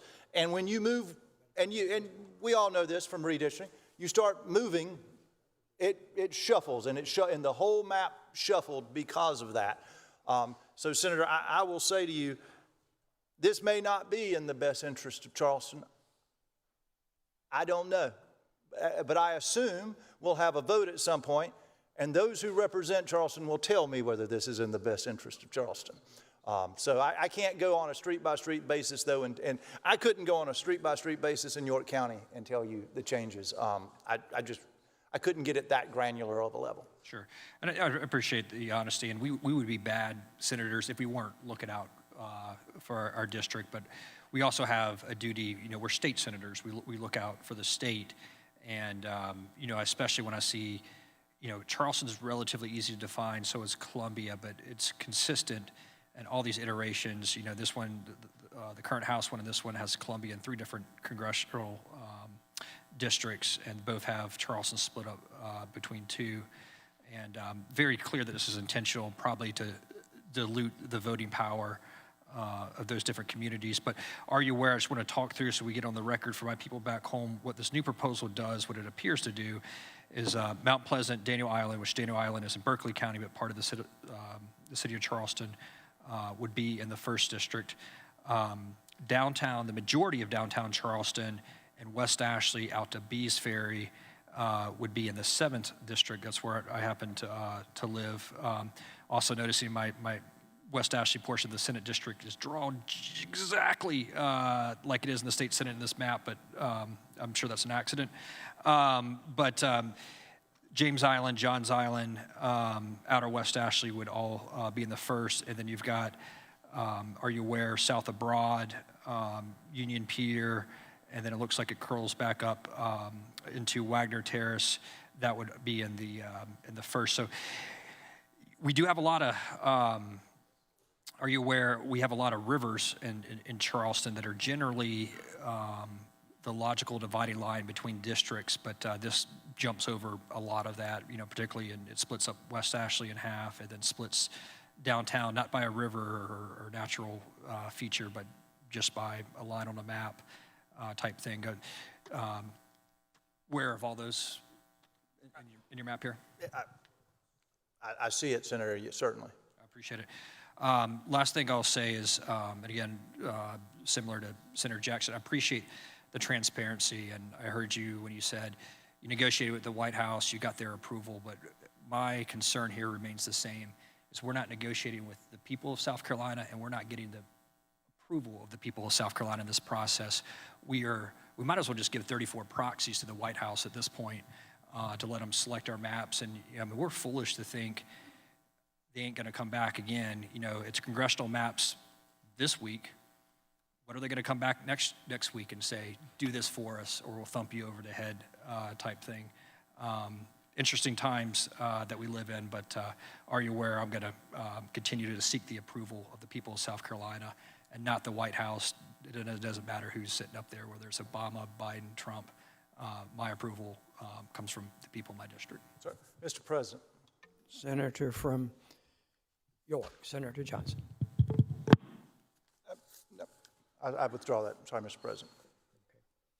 Senator from Richland, Senator Walker. What purpose do you raise? If my good friend, the senator from York, would yield for a couple questions. Senator, yield for questions. Mr. President, I'm not going to yield for a second. I drew this map because I quite honestly care about my community.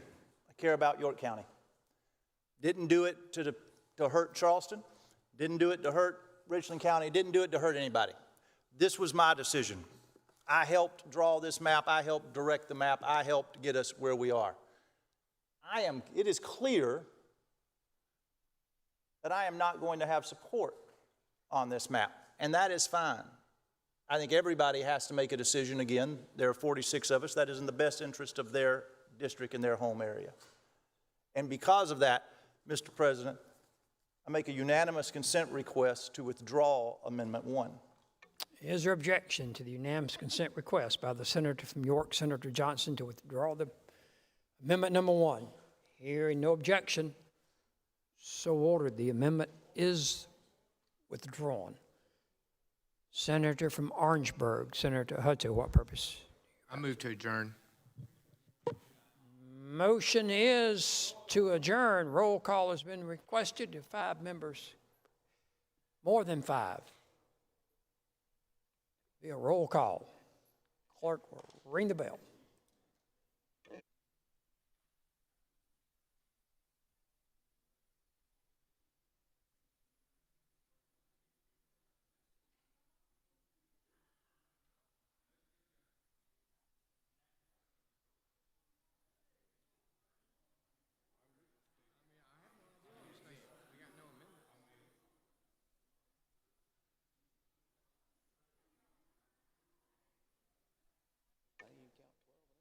Question is, the motion to adjourn. Roll call has been ordered.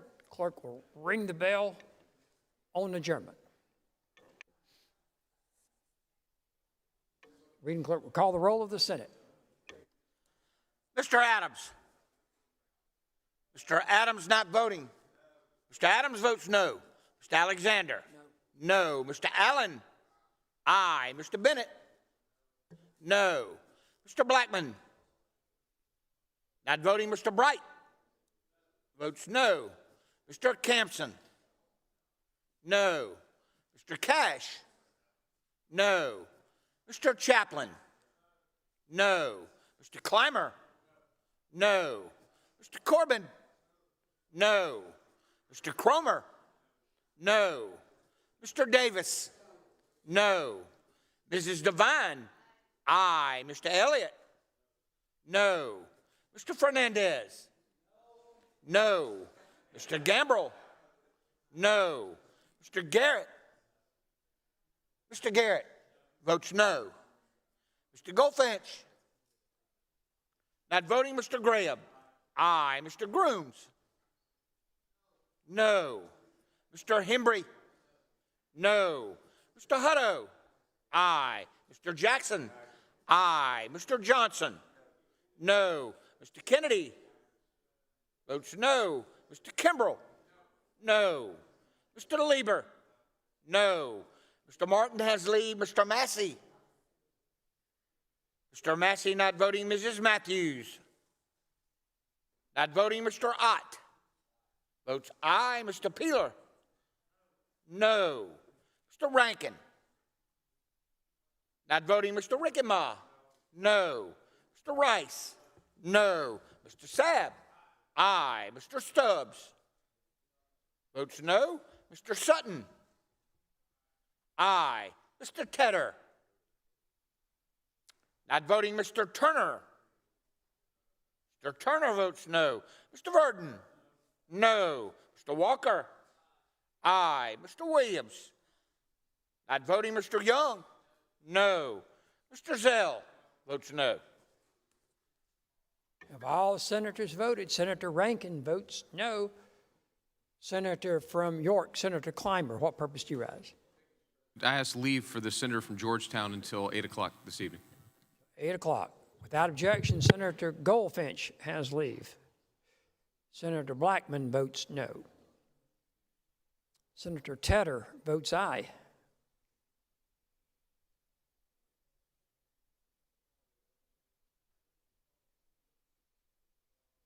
Of all members wishing to cast their vote,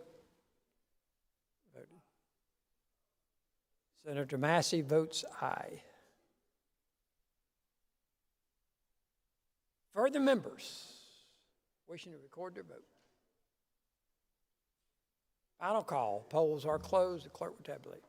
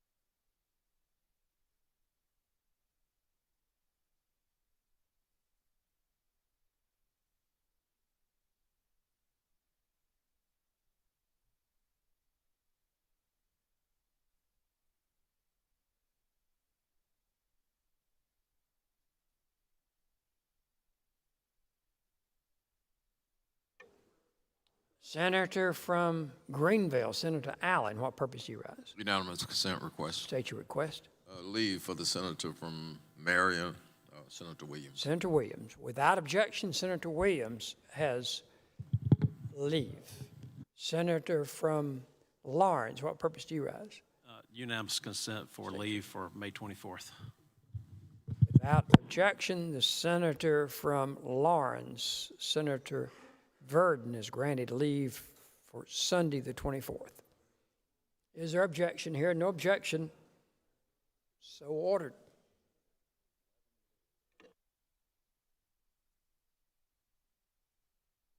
By a vote of 11 to 31, the Senate refuses to adjourn. We have additional amendments on the desk. Reading clerk will publish the next amendment. Next amendment is Amendment Number 8 by Senator Hutto and others. Amends a bill, adds a new section to read. Section, in accordance with the 2026 congressional redistricting, notwithstanding any other provisions of law, any implementation of change of congressional district boundaries shall be undertaken in a manner that allows sufficient time to avoid voter confusion and ensure orderly election administration. Senator from Orangeburg, what purpose do you rise, sir?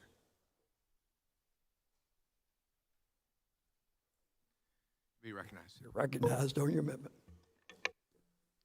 Senator from Orangeburg.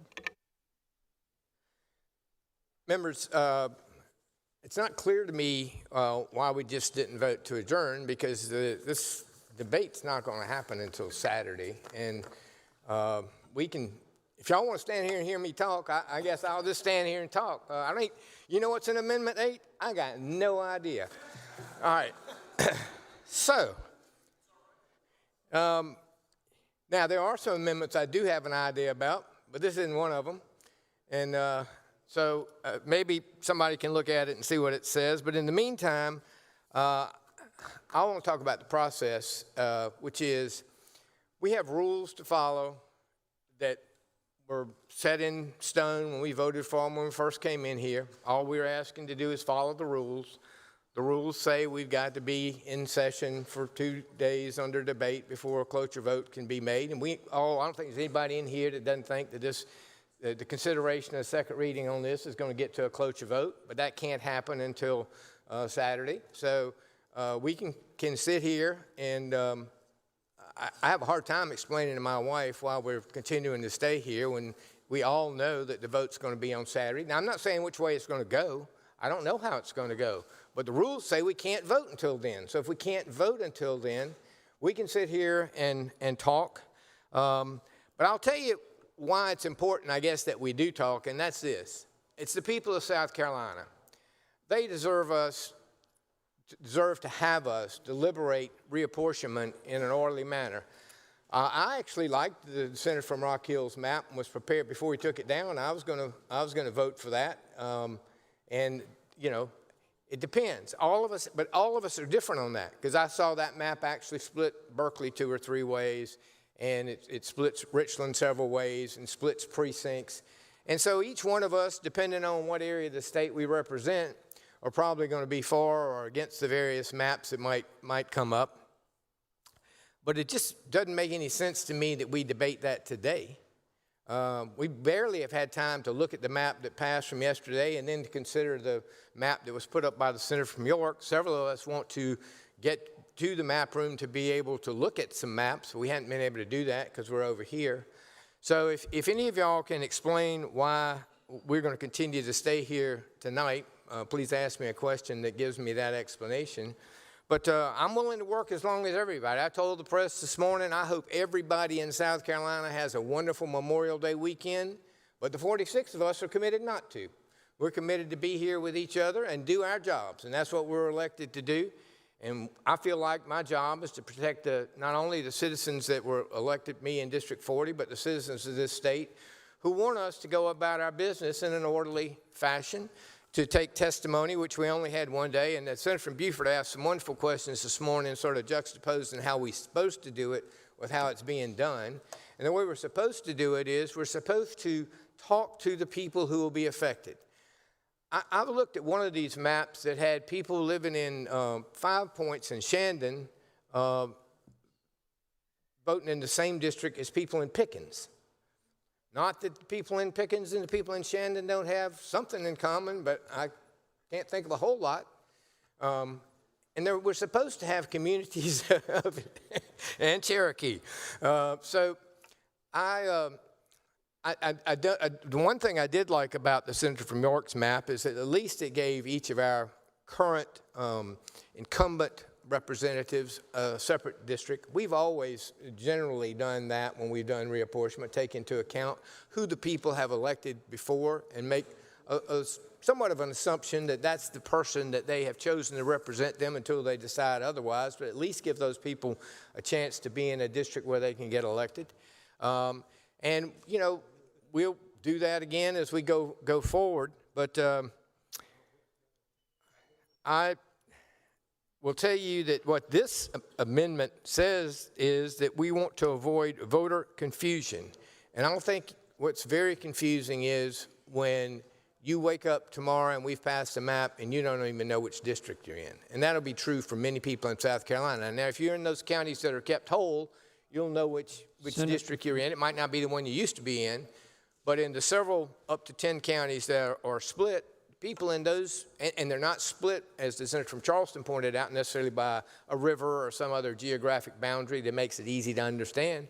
I mean, you may have people that, and there have been examples before where people who live in the same house aren't even in the same district. It just depends on how those micro units that are used by the census districts decide who is registered where. But we've got numerous situations where people, next door neighbors that live across the street from each other, don't vote in the same district and may be represented by 2 congressmen that live hundreds of miles apart. And if that doesn't create voter confusion, I don't know what does. Senator from Williamsburg, what purpose do you have? See whether or not Senator from Orangeburg would yield for a question or two. Senator yields for questions. Senator yields for questions. Thank you, Mr. President. Senator, did you know that you really kind of went to it? You asked those of us who might have a moment to take a look at the amendment, and do you know I did? And you actually, in a roundabout way, I think from the moment that you began to speak up until the moment where you talked about voter confusion, you really were, in my opinion, on all fours. Because when you think about process, Senator, did you know that a good process, in my mind, lends itself to the probability of less confusion? I do know that. And the other thing that you talked about in your amendment, Senator, was the orderly administration of an election. And Senator, do you have concerns about whether or not this will be an orderly election? I have real concerns about that. And let me say, not only just the first primary being orderly, being that we're already in the process of voting, but even if we adopted one of these maps and then split off the congressional races from the other races that are presumably going to take. Now, Look, nobody's kidding themselves. As soon as we pass anything, if we pass anything, it's going to be challenged in the courts. And one of the questions before the courts are they going to delay all the elections, or are they going to delay the elections on Tuesday for congressional, or are they not going to delay any of them?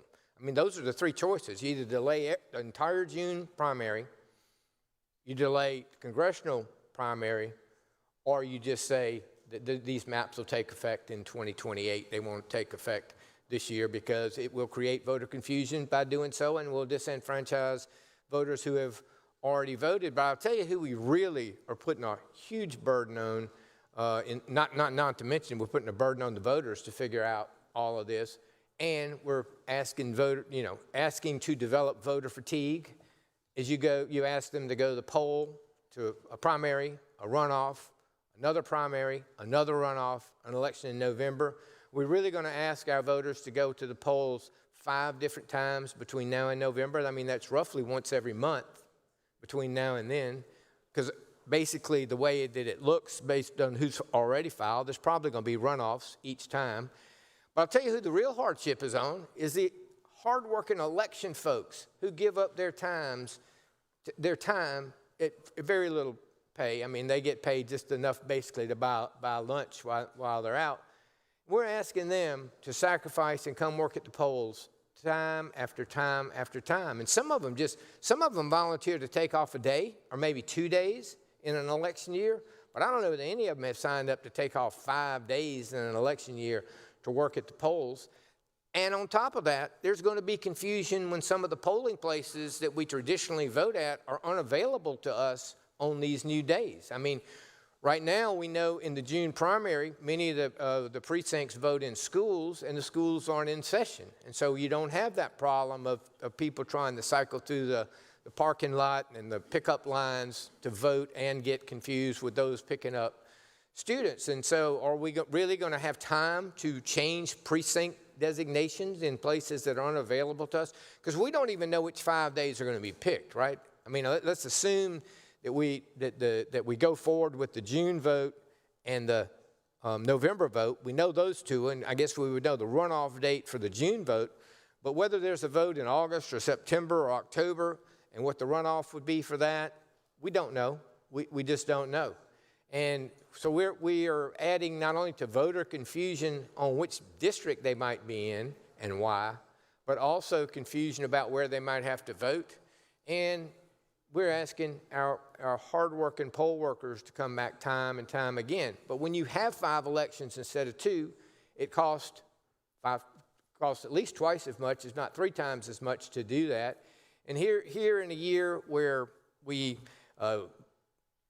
were asked to consider appropriating money to make sure that all children had a breakfast in schools, and we didn't have money for that, we wouldn't take up the suspension of the gas tax to make sure that we give our hardworking folks a little bit of a break during this time where gas prices are exorbitant. We couldn't do those things, but now we're going to come up with $6 or $8 or $10 million to run special elections that are not necessary if we just stick with the program we got now, which would be we'll run primaries in June with a runoff and we'll run elections in November. Nobody's under the illusion we're not going to redraw the congressional maps. We're going to do that, but we ought to do that in an orderly fashion, taking testimony, and let that apply in 2028. It makes no sense to try and rush it through at a time when we're only going to cause confusion.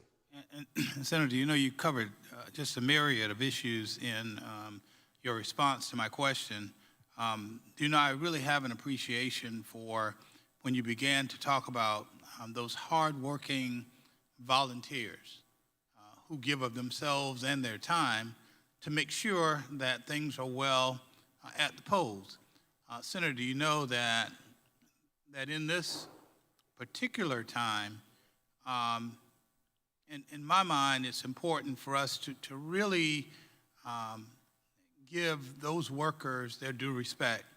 And Senator, the reason why I say that is, are you familiar with what happened with poll workers all around the country in the last election? How they were ostracized, how some of them were threatened, how many of them just quit because of how much pressure was associated with the election. Does any of that come to mind as it relates? We heard anecdotal evidence of that, more than just anecdotal evidence. We had myriads of examples of that happening across the country and here in South Carolina, in which poll workers have just said, look, I was doing this as part of my civic duty responsibility. I wasn't doing that to go have people yell at me and get in my face when all I'm doing is doing my job.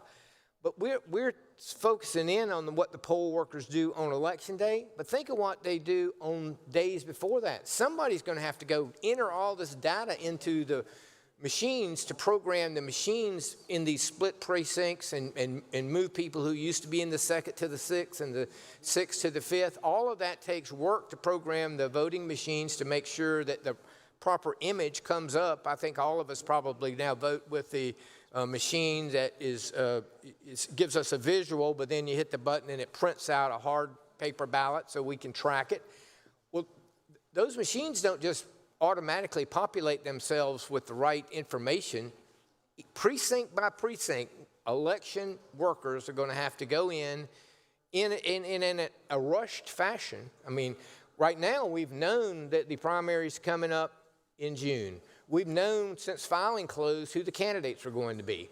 So they've had all this time to get the ballots ready, to get them ready to be able to mail to the absentee ballots, to mail to the soldiers overseas. We're going to have to redo that whole process. And that just because we pass a bill today doesn't mean that that information just springs into life. Every county has to go back and redo their individual ballots, particularly if they're a county that gets split between 2 or 3 districts, or if their precinct lines get split. So that is even more work. But you know what it is? It's more expense as well. And right now we generally sort of split the cost between the counties and the state as we pay for elections. The counties have budgeted. Many of them have gone through a budget process. They knew this was an election year. They put money in their county budgets to pay poll workers and election workers to get the machines programmed, to test them, to make sure that they were right. But they didn't pay for 5. They paid for 3 at the most. And Senator, do you know that they have deadlines? And so if they can't meet those deadlines, and I'm talking workers now, if they can't meet those deadlines within the regular workday, then we're talking overtime, time and a half for those employees, which literally can mean additional expense for those counties and municipalities, wouldn't it? Oh, absolutely. And again, that leads to burnout. At some point, the workers just say, maybe this job's not for me if I've got to just do this over and over again, because a lot of the workers that work on these things have other responsibilities in the county that they work on when they're not working on elections. Some don't, but some do. And so to throw that on the counties and then have the county councils have to meet in special session to figure out where they're going to come up with the extra money, unless, and I think there's going to be an amendment up here to do that, to say if we're going to do this, that we should make the counties whole. We should reimburse them completely for doing that at a time when we can't even make sure that all the children are getting breakfast, but we can come up with money to pay for that. Or perhaps get Washington to send us some money down here since they are in favor of this and occurring. And Senator, when you talk in terms of employees and burnouts and those kinds of things, do you know that one of the things that I've now witnessed as it relates to elections is that mistakes are no longer considered mistakes. It's fraud. It's, somebody trying to manipulate an election. So those workers that you're describing, who may very well be suffering from burnout, that might make a mistake, here they go finding themselves on the headlines about you doing something wrong. And do you know that there are felony penalties and all of those kinds of things associated with what they do? There are, because look, elections are important business, and we want to get it right. And to get it right, you need to plan, prepare, give yourself enough time, make sure the voters are. I mean, we hadn't even we talked about the workers now. Let's talk about the voters for a second. They're going to have to be educated as to the fact that, okay, we know you already have made your decision about who to vote for Congress, but go ahead or maybe you've been knocking on doors. Maybe you've been working hard to get the person that you want to represent you in Washington, and all of a sudden you're going to say, never mind, you're not even in that district anymore. Do you know how that's going to make hardworking campaign volunteers feel? That all of that time has been in vain. I mean, maybe the candidate that they're supporting doesn't even live in their district anymore. Maybe the person that is under these new maps won't file to run, or they'll file to run in a different district. It adds to a tremendous amount of confusion, for which, if you're going to do that, you need to at least give the voters a fair chance to know what the process is, when the election dates are, when the early voting is, when the absentee voting is, and which precinct, I mean, what candidates are going to be on my map. And I'll tell you what it does, and we all know this. If you take an election off the normal election schedule, turnout goes down tremendously. And I think we all benefit from a robust electorate coming out and voting. I mean, I think that's what was intended, is that, I mean, I would love to say we have universal participation. We never have, we probably never will, but it would be great if everybody voted. But what's going to happen if we have a separate election day for a congressional race, the turnout's going to be, I wouldn't be shocked if it's not half as much if the congressional candidates aren't running the same time as the gubernatorial and attorney general candidates and the state house candidates. And Senator, you know, as you were talking, I reflected for a moment on the conversation we had with Senator Maury earlier when he talked and expressed that one of his regrets was that the process did not lend itself like it has traditionally, where persons from all across the state had the opportunity to come and to voice their opinion regarding lines in which congressional district they'll be on. And Senator, when I listen to you talk about that worker that's gone out and has been campaigning for his or her candidate for the entire time, and lo and behold, all of a sudden, they realize this is no longer their congressperson. When they think about the absence of having an opportunity to participate in the process and where they are, how do you think that person is going to feel, Senator? Well, they're going to feel like the rug's been pulled out from under them. They're going to feel like, here I was doing my civic duty and getting involved. We always ask people to get involved. You know, find out who represents you, figure out which candidate you want to represent you, and work for them. Do the right thing. Talk to your neighbors. But now we're going to, I mean, these candidates, look, they've raised a lot of money, assuming that the election is going to be in June. They've printed materials. They've plotted out calendars or how they're going to access people to get them to the polls in June. They may have already chartered buses or other things to help make sure that voters have an opportunity to get to the polls in some of those areas where transportation is a challenge. They have maybe already prepaid for flyers to go out and already designed these. They maybe have already cut television commercials that say, make sure you come out and vote in June, and now they have to go back and dub that in and say, oh, maybe August or October, or well, sometime we'll let you know. I mean, you know, what kind of ad is that going to be? Vote for me sometime in the future in a district of, I'm not sure which district and I'm not sure what day, but one day in one district, I'm going to ask you to vote for me if you're still in the district that I'm running for. That'd make a great ad. So it really, that's the whole point, I think, of this amendment, is that we are engaged in a process that is not designed to create confusion, but it will create a lot of confusion. Well, Senator, I have an appreciation, did you know, for you and others that have worked extremely hard at certain amendments to, in my mind, bring about awareness of some of the shortcomings this process now lends itself to. And I understand the fact that as you and others are at the podium, to the extent that we've got to burn the clock, if you will, today, that they'll be talking about one amendment and having 8, 9, 10, or 11 others in their mind. And so, do you know, I have an appreciation for that. I'm going to ask 2 more points, and then I see my... But you raised a point there that I want to hit on, too, about the process.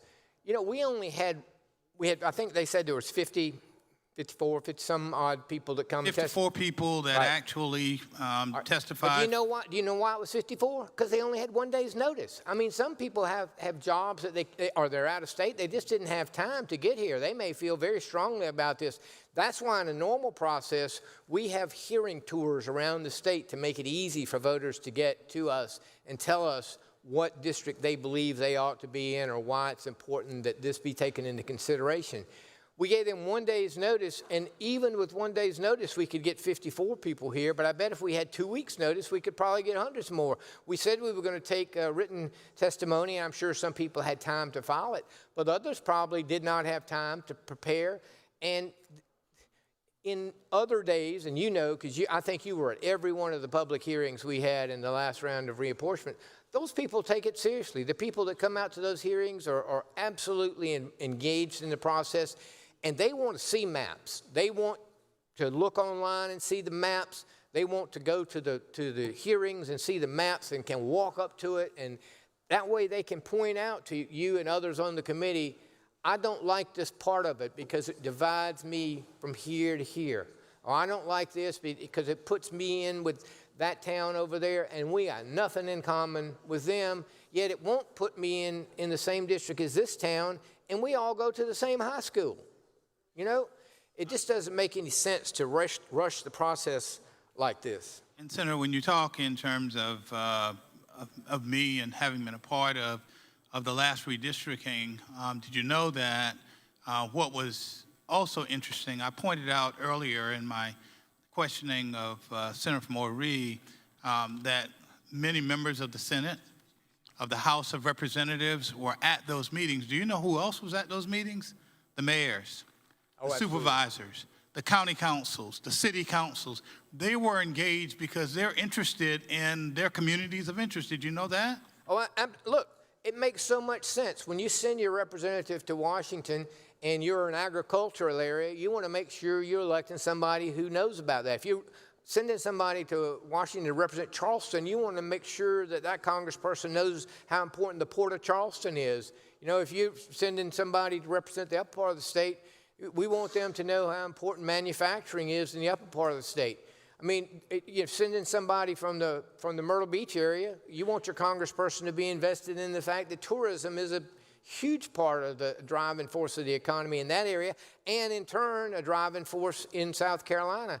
I mean, a lot of the money that I guess everybody realizes that, but a lot of the money that we have to pay for things in the budget that are very important don't just come from income tax and property tax. A lot of it comes from tourists who are coming here and they pay accommodations tax, they pay sales tax, and they help us fund budgets for the rest of the things that we need to carry on. So you're right, it is those city managers, the city council people, the mayors who are very, very invested in making sure that their congressperson, that the district they're going to be in, that their congressperson knows what's important in that district. And Senator, did you know that this topic that we're discussing right now is such an easy topic for everybody in this chamber to have a conversation about, because it's literally at the core of what democracy in America, what democracy in South Carolina is like. It really is. And I'll tell you who else is confused. Our candidates that are running for Congress. I'm sure you've gotten a call from several of them. I have, and just said, we don't like these maps. Now, they're not going to go in front of the press and say we don't like these maps, but they're letting us know that they don't particularly like this map. So they're look, they've been planning for years to run for Congress in the lines that were there. They have lined up campaign workers. They have raised money. They have calculated out their campaign schedule to run in June to be elected to Congress, and some of them, that's what they've wanted to do maybe for their whole lives, is run for Congress. And they have planned and planned and planned, and here we come up, setting the apple cart, putting them in a district that they may have never campaigned in before. I mean, if you live in Rock Hill and you've only been to the upper part of the state to go to Table Rock, I mean, it's not like you know a lot of people up there. You'd have to spend some time campaigning, and we're going to put them on a very short leash. I mean, we'd have to have these primaries either in August or September. Can you imagine what it's going to feel like if you just roll into a town you've really never been to before, and all of a sudden you've got to convince them that you're the best candidate, and you've got no connection with them, no prior connection with them? Yeah. That's a tough sell. And Senator, and really I am going to wind it up to let Senator from Calhoun ask some questions, but there are two other points. You talked about elections before, and how having all of these elections back-to-back, these runoffs, all of those things lends itself to voter fatigue, I couldn't help but to reflect on the efforts of some in this body to try to create a better system where we wouldn't have so many elections, to erase the possibility of voter fatigue and those kinds of things. Are you familiar with that effort that was launched in the bill that we passed? I don't know. I mean, I know there Talking are about the municipal elections. Yeah. Well, we wanted to make sure that the municipal elections were held on one of 2 days, not all over the board. That's exactly The right. School boards, we've consistently said if you're going to have a referendum, particularly if it's going to be one where you're asking if they want to raise the tax or add a penny, you can't do that on just some off day where only 6 people show up. You've got to do it on a regular election day so that you get a widespread turnout so that everybody has a chance to have a say. If you put it on an off day, it takes a lot of money, first of all, to publicize an election on the off day. And people, if they're not used to voting in March, you don't get a big turnout in March. And people are interested in those issues. And in my mind, we're trying to add clarity so that they know, okay, this is an important issue. When it comes up, it's going to come up one of these times. And so, Senator, do you know I believe that helps with the notion of erasing voter fatigue? I think it helps with the idea of erasing confusion and add certainty and predictability and all of those kind of things. So, and not only that, it allows the election commissions in each of our counties to go ahead and have made contacts ahead of time with the schools or fire departments or whatever to make sure the buildings are available on those days. Right now, we're potentially asking our voter workers to now have to go back and recontact every single precinct meeting place and put 2 more days on their calendar. And Senator, my last question, for real this time. Did you know that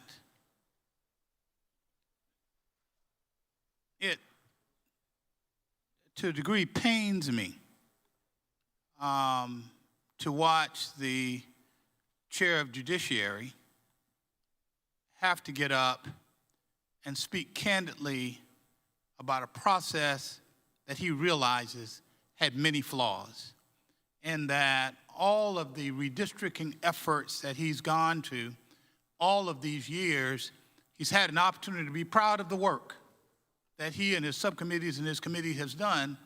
But in this instance, because everything's so rushed, everything's so constrained, don't get a chance to have a process that he can be proud of and have an appreciation of. Do you know that pains me to witness that? It does, because do you know that we have prided ourselves over the years on the decades when the census comes in to have a process. We don't wait till the census numbers come in. We develop a reapportionment process and standards leading into that year when the numbers actually come back. And then when the numbers come back, we have to plug those all into our computers to find out how many people are here, where they've moved from, and what districts have grown and which would have shrunk, and how are we going to rearrange these people, and are we, because we want to put them in with we want to put people in a district that's where people are similar, they have a similar interest. In that process, Senator, there are a bunch of folks that weigh in on that to make sure that it's the best process, the best product that we can produce as a Senate.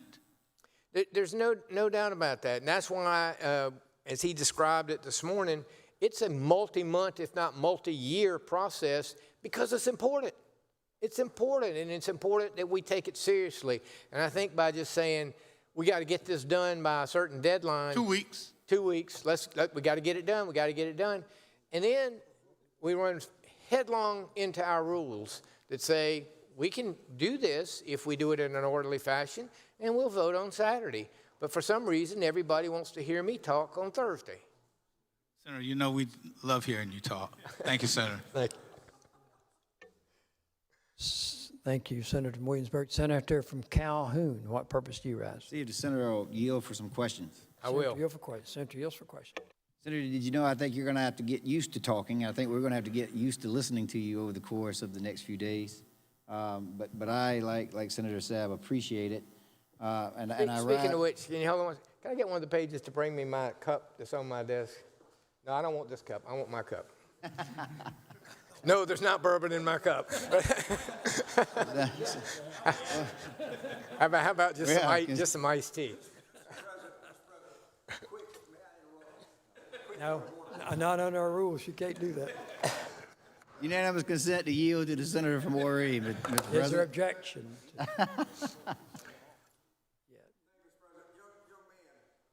I would like the Senate to recognize, I would too. Mr. President, Senator in the well, did you realize that the young man you summoned to bring your cup was none other than Nikki Setzler's grandson?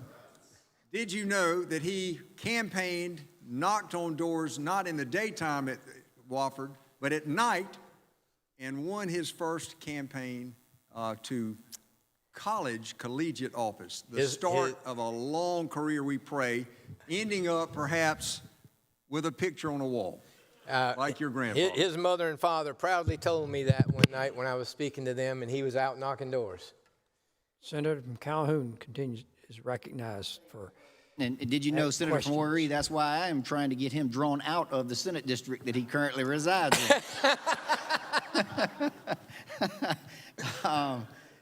All jokes aside. Which I did know that, ironically, Calhoun, under the senator from Rock Hill's map, got drawn way over in the PD. I don't know what that's all about. I think I did notice that. I think I did notice that. And thank you, Senator. And I think it is a good segue. I just had a colleague, Senator Sutton from Charleston, say that we should thank our pages for being here.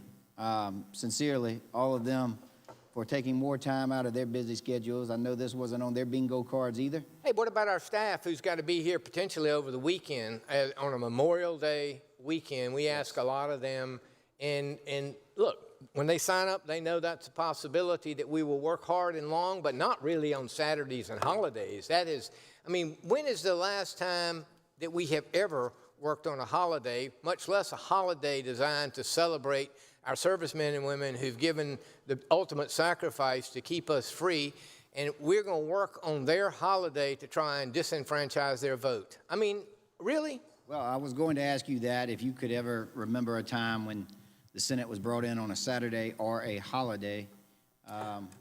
I've been up here for over 3 decades, and I do not remember working on a Saturday or a holiday. And I remember even in the day, in the middle of the week, if it was Confederate Memorial Day, we wouldn't work on that day. Right, and I hope you know, did you know that I'm not talking about it like it's some big problem for myself to be here. I'd prefer to be doing something else. But at the same time, that's not what it's all about. It's about the fact that we have to come in on a Saturday. We have to come in on a Memorial Day, Monday, holiday, because we are so scrunched for time, we are so pushed, which then just leads into my next question. We just adjourned sine die last week, correct? Right. Do you recall at any point from the second Tuesday in January when we convened, all the way through last week, I guess, when we adjourned, this being a major issue?